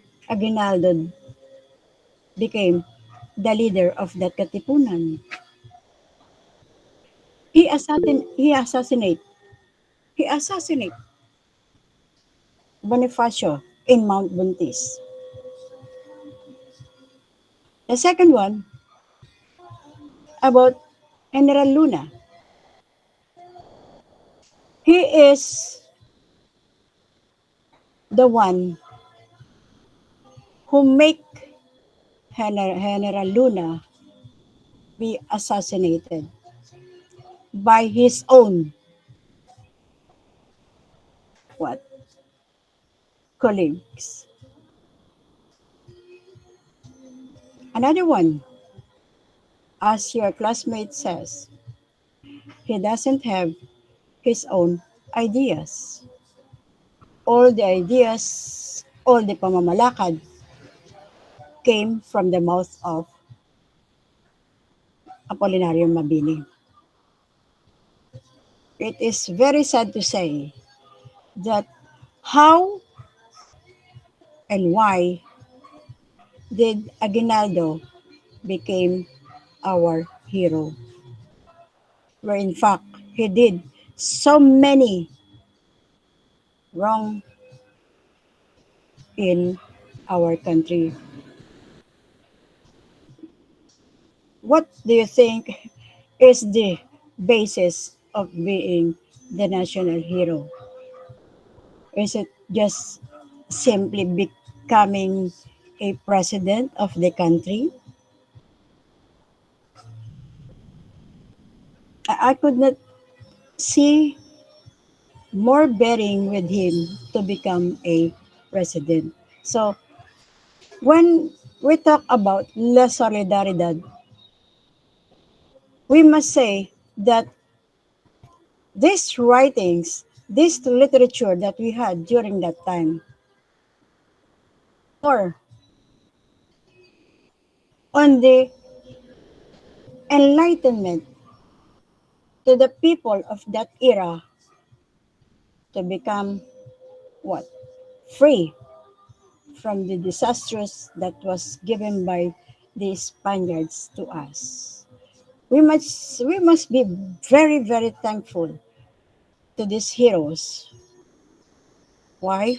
Because if it is not for them, maybe until now, the Spanish government is controlling our situation as the human being in our own country. And we have also says that we had different poetry and metrical romances during this time. What are those? Will you please read this one and explain, Mr. Robles? No, no, he's absent. Mr. Tumala. Mr. Tumala, are you still there? Or you left already? Oh, he left. He's not answering anymore. Mr. Alberto Arman. He's gone already. How about you, Mr. Bautista Dave? Hello po, He's ma'am. already. Oh, yes. Will you please read, Mr. Bautista, Tanaga. and then explain all of these things, ha? Okay. Tanaga. Short Mhm. poems consisting of 4 lines with 7 syllables each that rhyme at the end of each line. Mhm. Kumbaga po, ma'am, ay yung Tanaga po ay isang maikling katutubong Pilipino po, tulad ng ang ginagamit sa wikang Tagalog po. Mhm. How about Ladino poems? Ano po, tsaka ginagamit po sa mga iba't ibang wikang Pilipino at English. Yan po. Ang alin? Yung ano po, ma'am, Tanaga po. Mhm. How about Ladino poems? Will you please read and explain? All of this I said.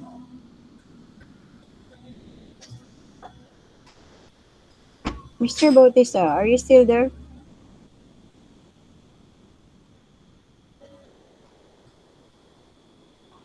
Yes po, ma'am. Please read. Yung alin po, ma'am? Ladino poems po. All of this. All. Ladino poems. We were not natives at first Tagalog. Versifiers. Versifiers who so print, highly literate in both Spanish and the vernacular.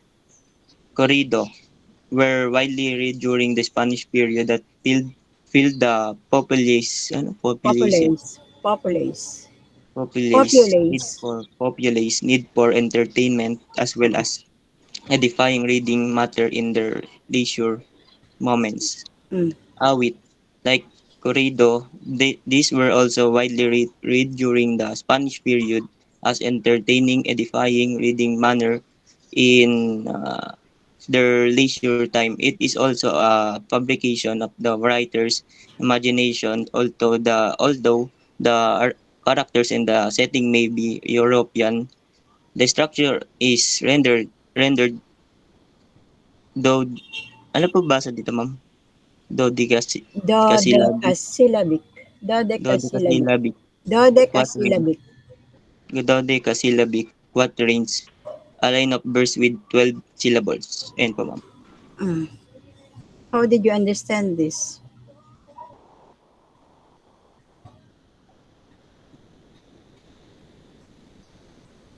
Mr.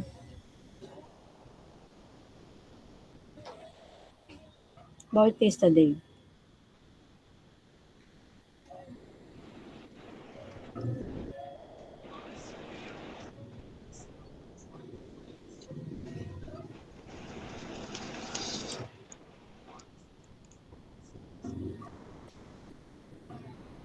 Anybody can help?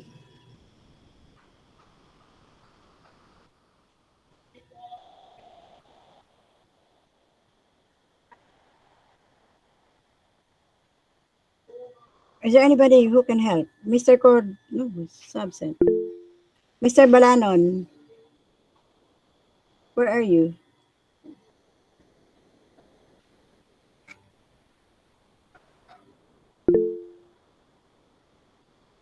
Wala.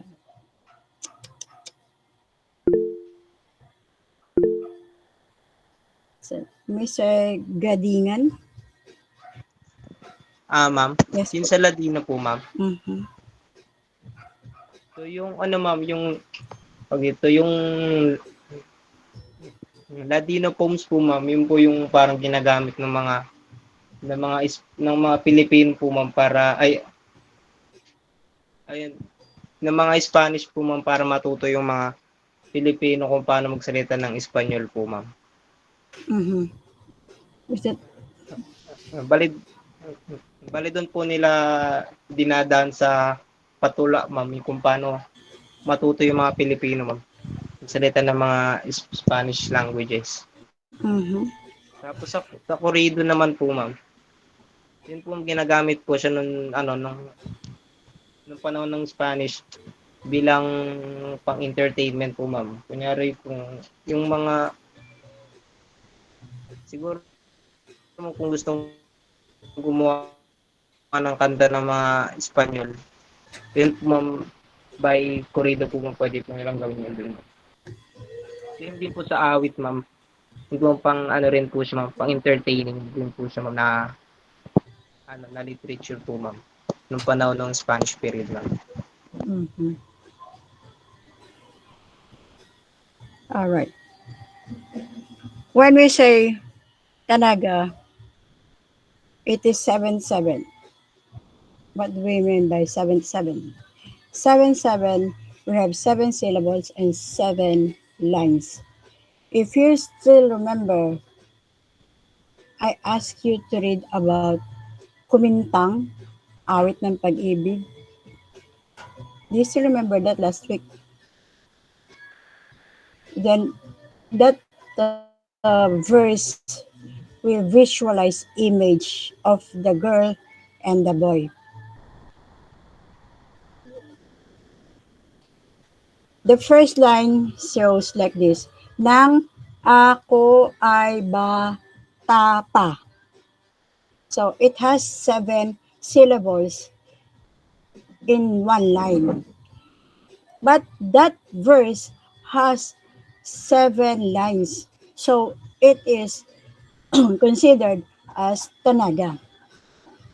Then the Ladino poems, it has written in our vernacular, but it versifies Spanish, both Spanish and our vernacular.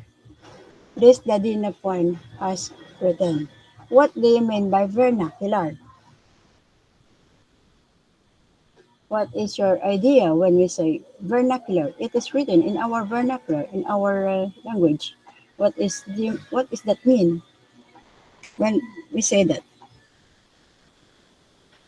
Ma'am, Yes. parang specific language po natin or yung ginagamit po nating way of communication. Way of communication. Or, yes, Mr. Viador? Dialect po, ma'am. Of course, that is dialect. Language is dialect. Vernacular is dialect. But what is it?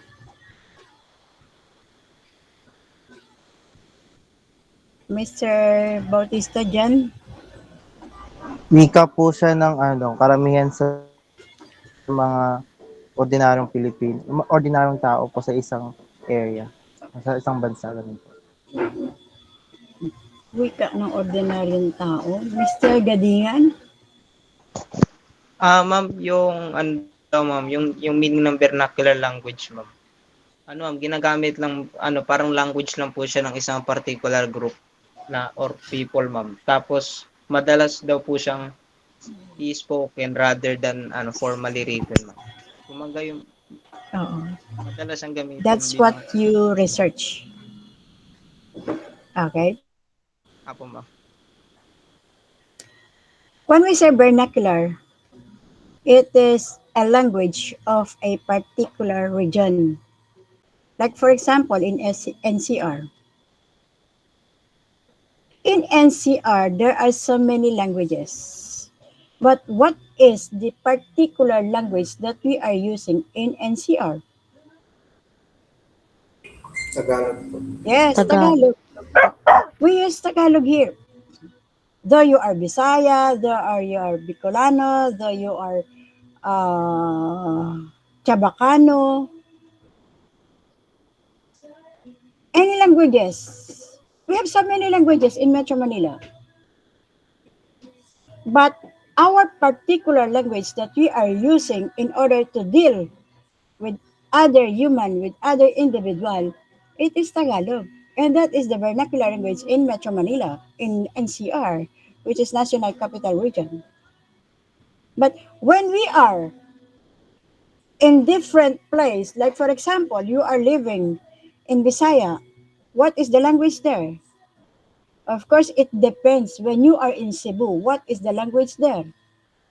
Cebuano. Cebuano, of course. When you are in Zamboanga, what is the language there? Chabacano. Chabacano. And that is their vernacular language. As well as in Cebu, their vernacular language is Cebuano. When you are in Iloilo, what is their vernacular language? Ilocano. Ilocano? Ilonggo po. Ilonggo, Ilonggo of po. course, not Ilocano. Ilonggo. No? The vernacular Ilocano is where?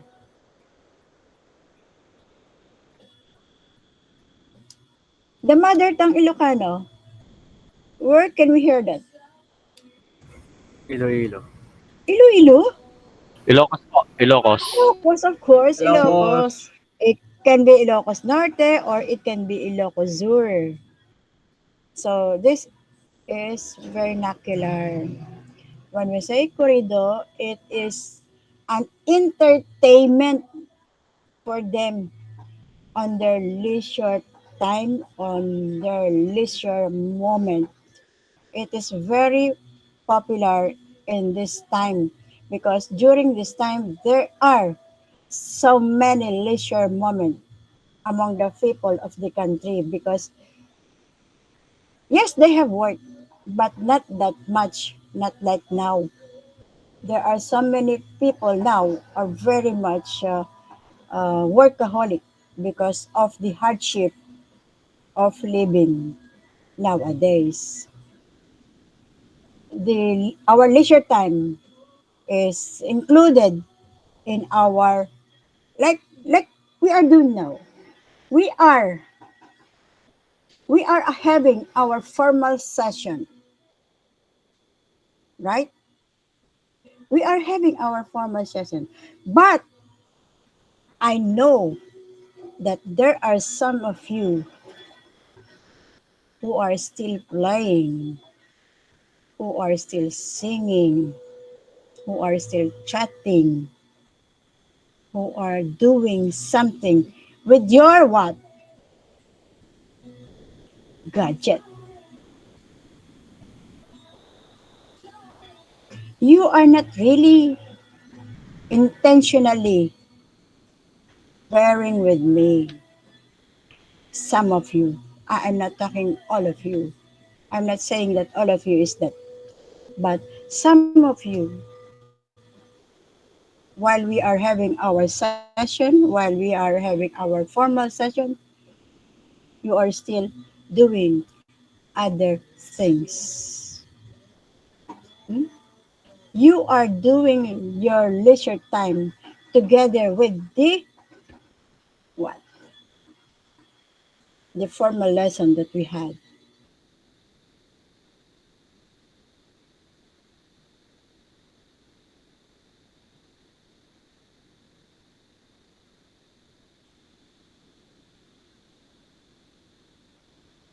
And they call themselves the same. What? All of those things without wisdom, anything with all of those things. Yes, you can do those things at the same time. But did you learn? Did you gather some wisdom with what you are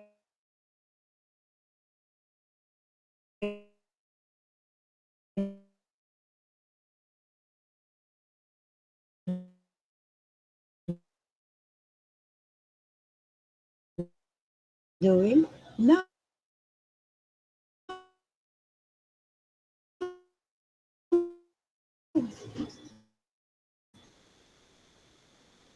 There's no way in their song, in their poems, it became song, and they are very much willing to sing.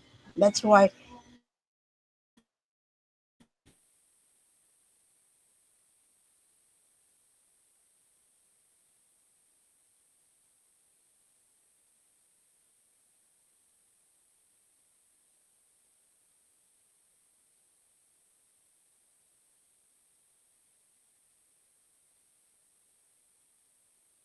Filipinos have the awits.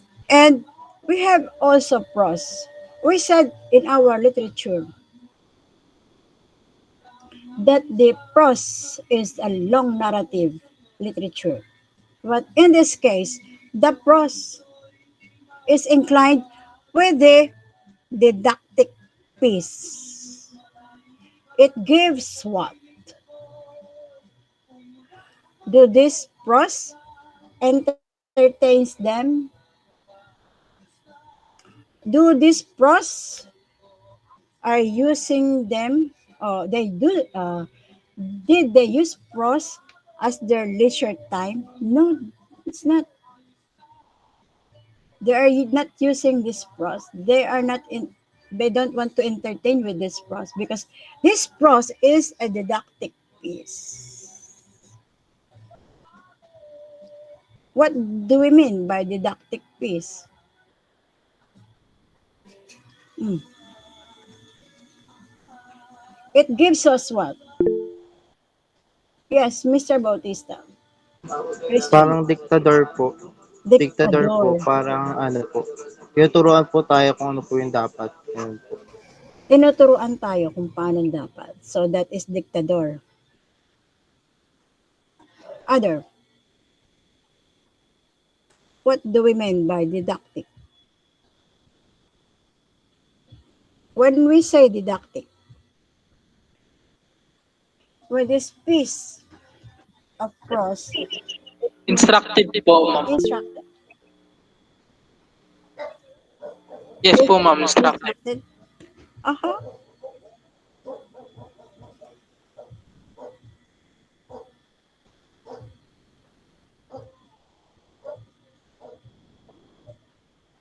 Is there any more? Okay. Not instructed. It gives Lobaton.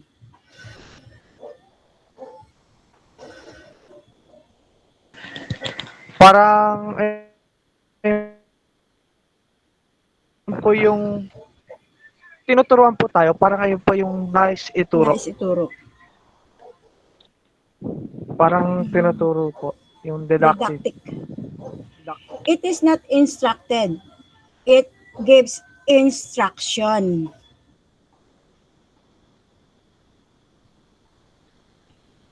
This Cross gives them instructions that they will do in accordance with the instruction that has given by the people who knows what are the events, the scenarios during Spanish regime. They give some instructions to the people, to the community who are not aware of what are the wrongdoings of the government that time. They instruct people. Where do they put their instruction?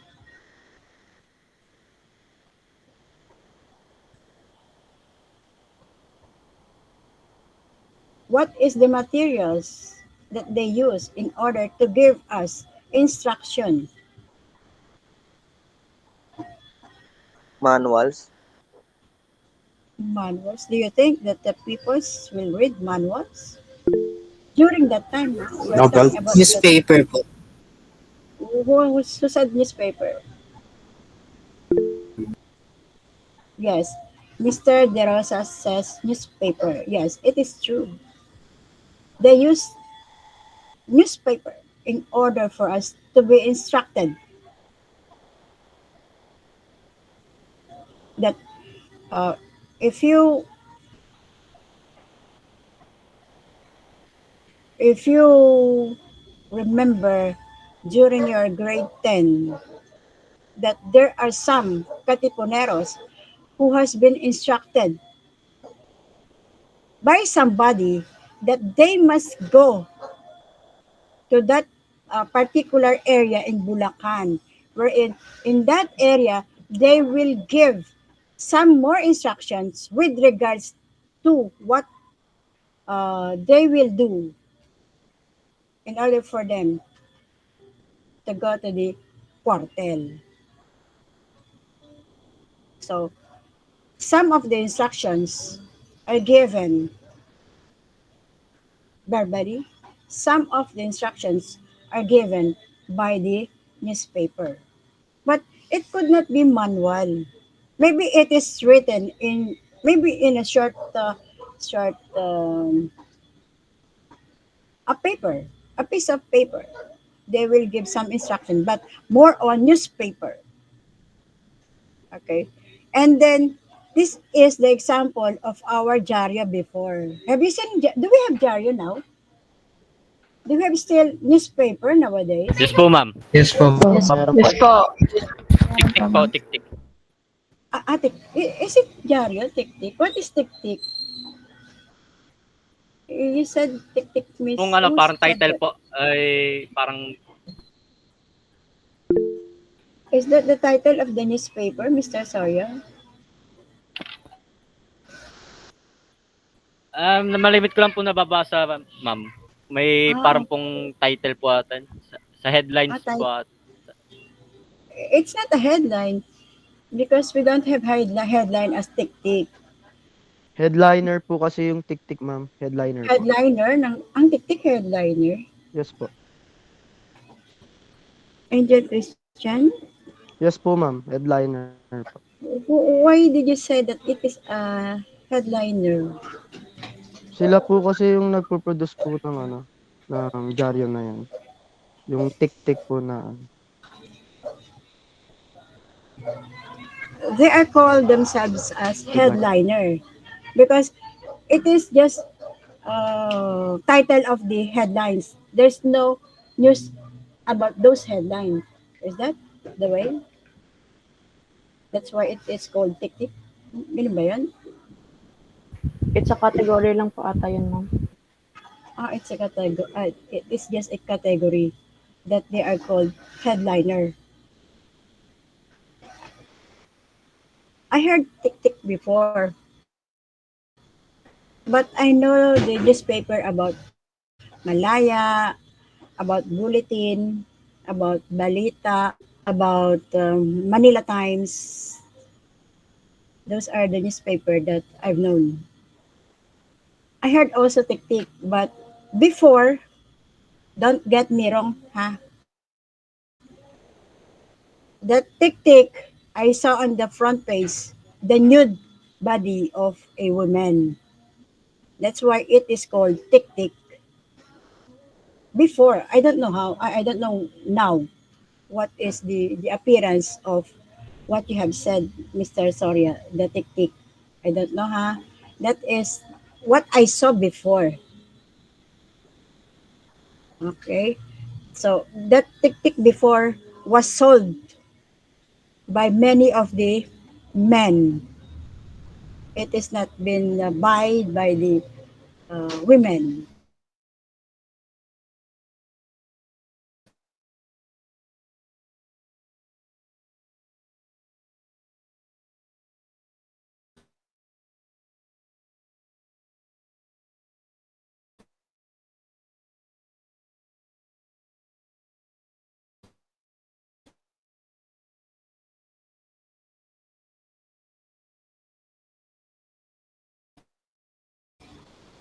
Because the picture we are discussing, of course, Jose Rizal, Marcelo H. Del Pilar, and we had this Mariano Ponce. They are colleagues.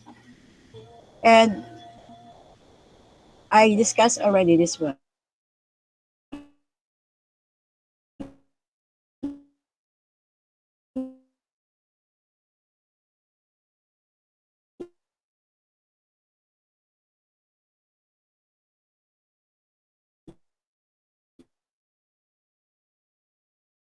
As well as this one. We have the of the Spanish very first book, Ira. Our very first book is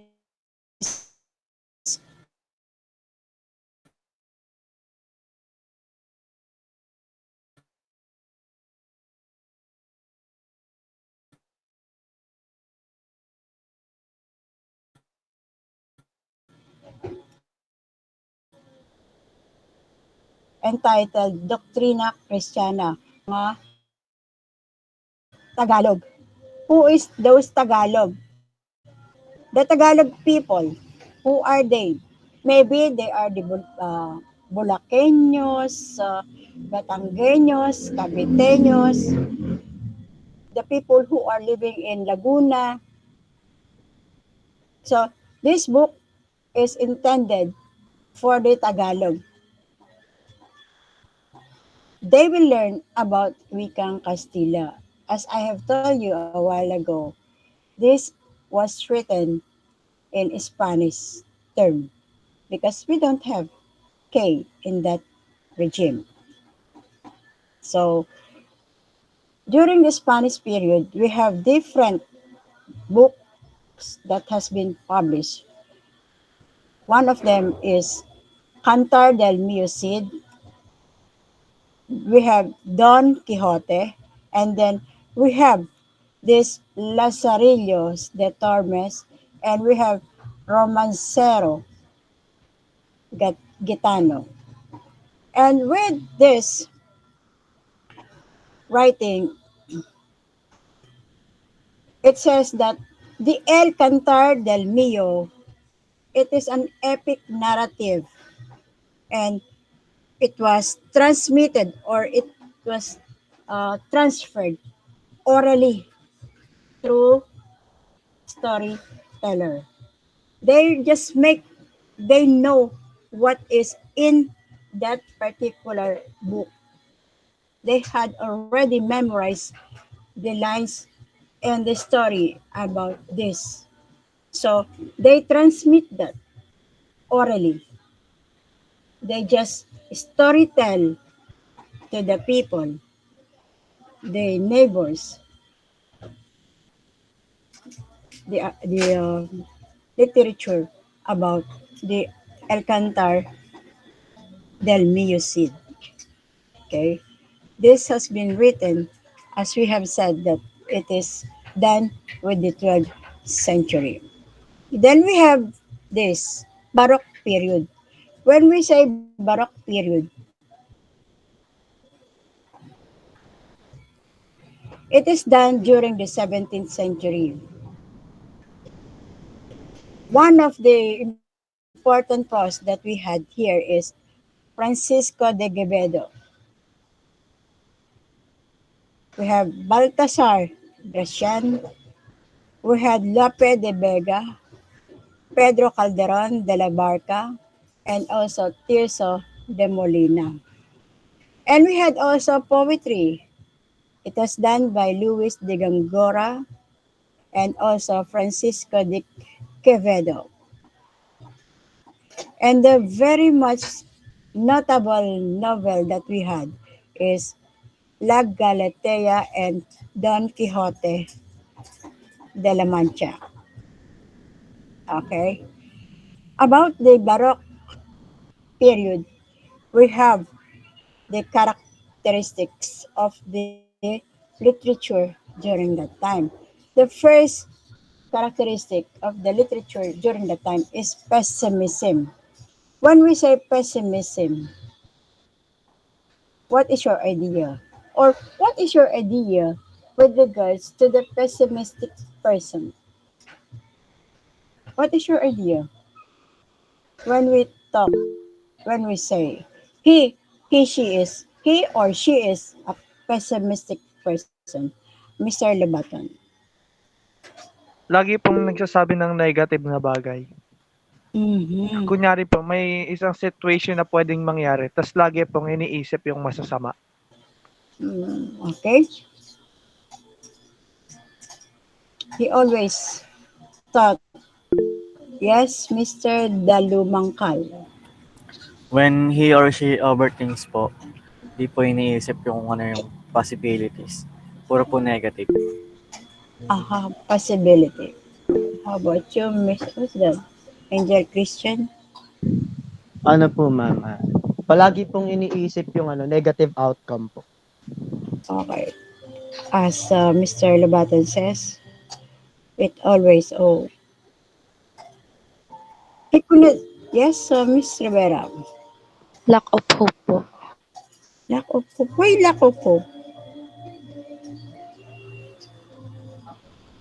Why did Wala you po agad say? siyang parang may sitwasyon po na nangyari tapos nawawalan po agad siya ng pag-asa kahit hindi pa po niya sinusubukan yung mga pwedeng gawin para malagpasan yung situation. Lack of hope? Mr. De Los Santos Joseph? No self-confidence po. It's too soft. We could not hear.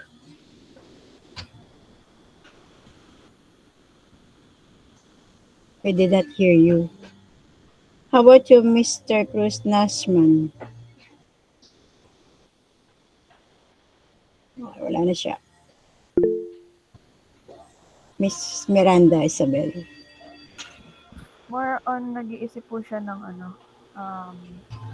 worst thing na pwedeng mangyari rather than mag-isip ng positive na pwedeng. Okay. So when we say pessimistic person, he always think of mostly on the negative side. He is not, he or she is not inclined with the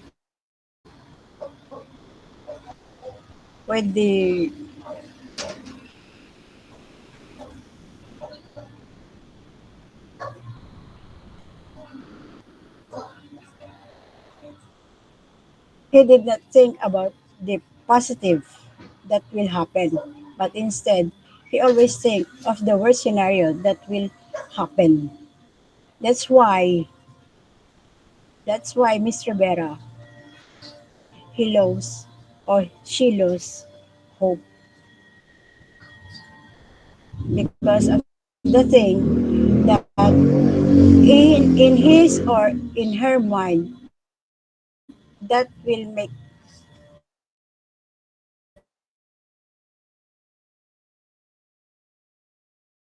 that will not be happen.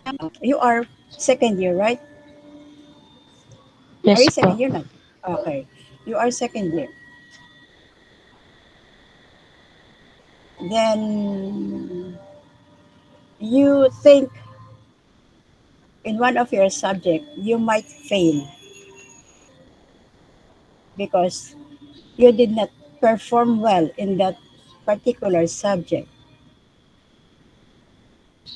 You had the feeling that you might fail. You might also feel that that prof will not give you another chance. That's why you lose hope because of the negative instinct that is there in your mind. So that is with the person. What about pessimism with regards to the literature? Can we uh, can we connect pessimistic, the attitude of the pessimistic person in his literature? Can we connect? Yes, Mr. Lobato. Yes, ma'am. How? Parang ano po, yung pwede po siya maging negative about sa hindi maging successful yung sinulat niya or hindi niya naiparating yung gusto niya iparating sa ibang tao. 'Di ba po, kapag yung writer po, yung gusto po nila makilala po sila dahil dun sa sinulat nila. Oo. Yes. Tapos ano po, yung sinulat po nila parang hindi pa po na nakikita ng ibang tao pero iniisip na po kagad nila nag-fail sila. Ah. Okay. So that is why. How about you, Miss Miranda Isabel? Ginagamit po yung, ang ano po nila, ang ginagawa po nila, like, article or basaan ba po sa literature is more on sa kalamidad. Minsan, critics about sa isang tao na kung ano yung mali sa kanya o kaya kung ano yung mali sa bansa. Doon po na lalabas yung pagiging feminism sa isang literature.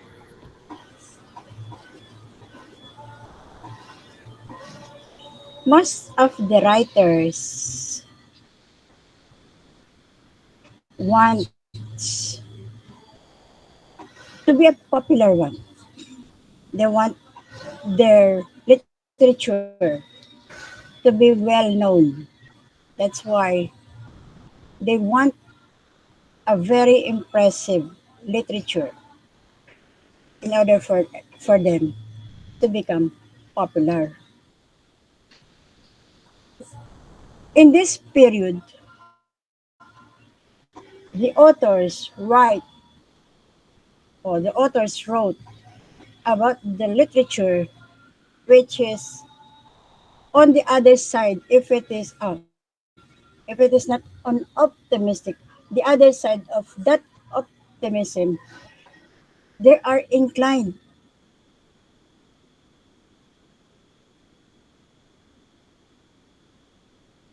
in this for them attract the attention of the reader.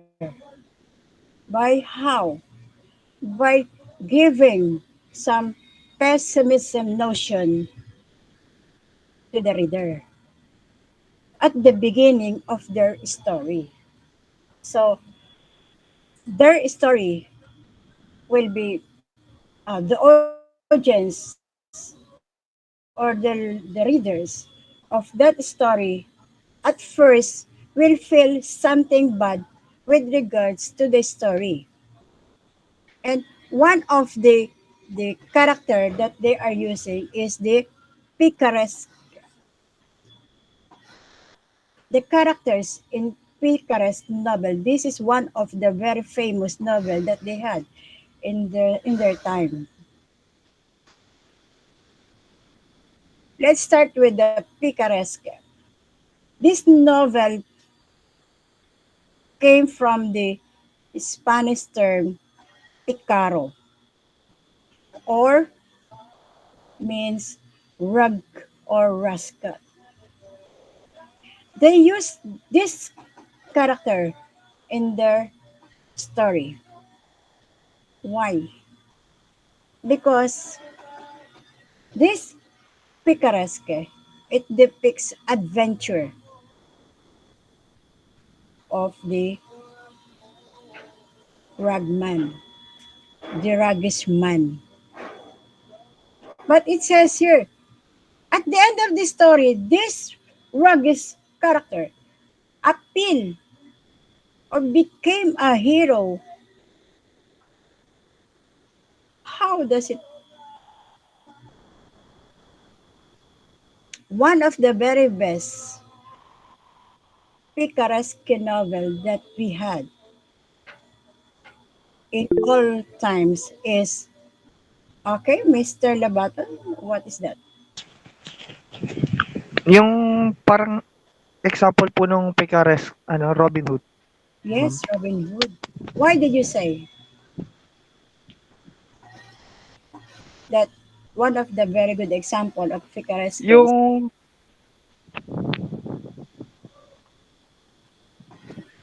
yung main character po is rogue, tapos hindi po siya bale sumusunod sa sa batas. Parang ang gusto lang ng main character makatulong sa mahirap.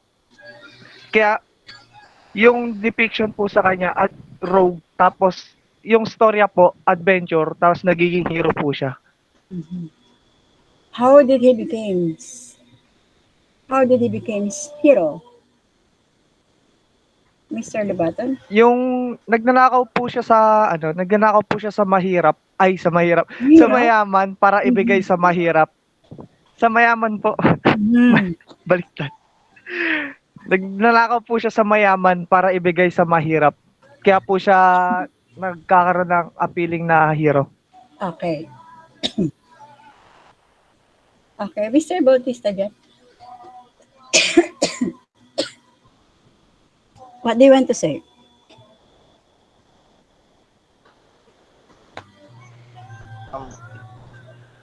What? Ano po, ma'am? What? Gusto ko lang din po i-share yung yung halimbawa po ng picaresque sa anime kasi yung One Piece po siya parang ganun po siya, siya po, pirate po siya, tapos nagiging hero po siya kasi tinutulungan niya po yung yung mga walang kaya, ganun po. Tapos tinutulungan niya rin po yung mga tao. Kaya hero po tawag sa kanya. How One Piece looks like?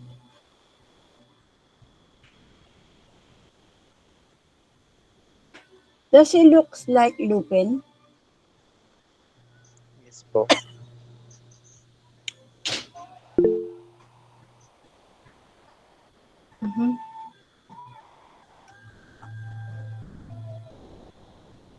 One Piece. I heard about One Piece. What do you want to say, Mr. Dumalangkad? Dalumangkad. Yung ano po, ma'am? Ninja Turtles po. Ninja Turtle? Opo, ma'am. Sila Balala po. Si Michelangelo, si Donatello, si Leonardo po, tapos si Balala. So, they are picaresque. Opo, ma'am. Magnanakaw rin sila? No po, ma'am. What? How do they become Ano po sila? picaresque? Ano po sila? Mga mutant po sila. Then? Tapos ano po, like po ng sinabi po dito na lives by his wits and in a corrupt society po. Ano po? Yun din po, low social class din po sila, nakatira po sila sa Immortal. Di ba Balala? Mr. Torreos? Example po dyan, ma'am, si Asyong Salonga po. Asyong Salonga? Opo, yung hari po ng Tondo.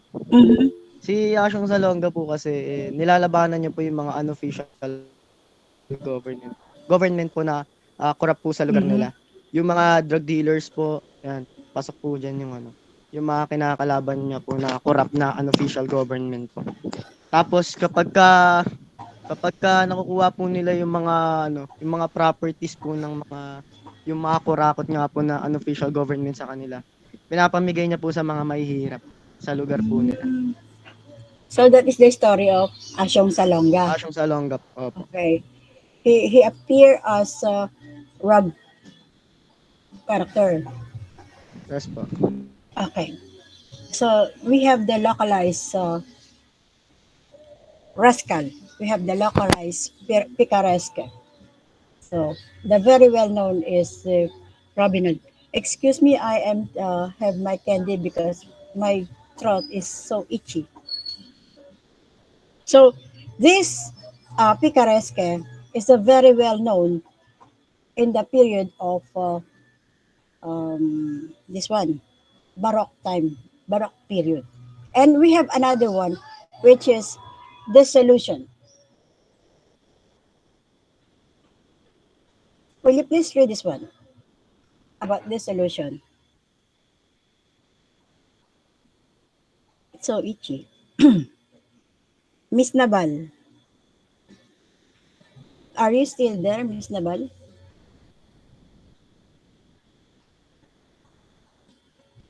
Wala na siya. Mr. Murada. Yung wala po kasi graduan na ma'am. Na solusyon, ma'am. Walang kasiguraduhan. Why did you say that? Yung po, ma'am. Yung parang bahala na lang parang gano'n na.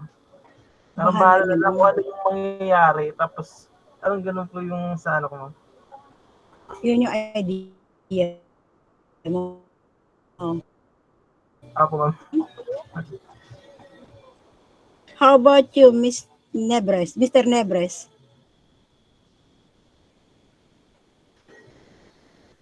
Are you still there, Mr. Nebres? Wala siya. Miss Laranjo. Miss Laranjo?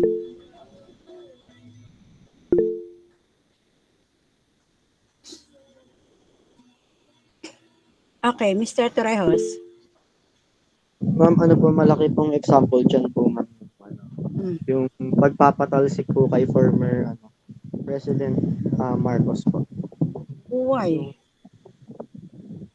Kasi marami pong tao na against po sa mga policy po na pinamamalakan niya po. So, kaya nga po nagkaroon po ng EDSA Revolution. Then, I think ito na po yung pagkakadissolve po sa political power po na meron siya. Pagkakadissolve ng political power ni former President Marcos. Since natanggal na nga po siya sa pagiging president.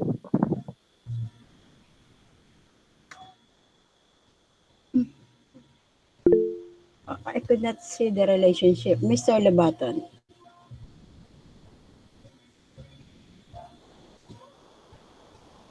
Mr. Labaton, did you... Yung sa disillusionment po nung sa red.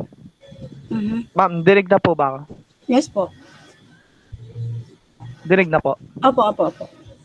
Yung sa akin po, parang yung example po, yung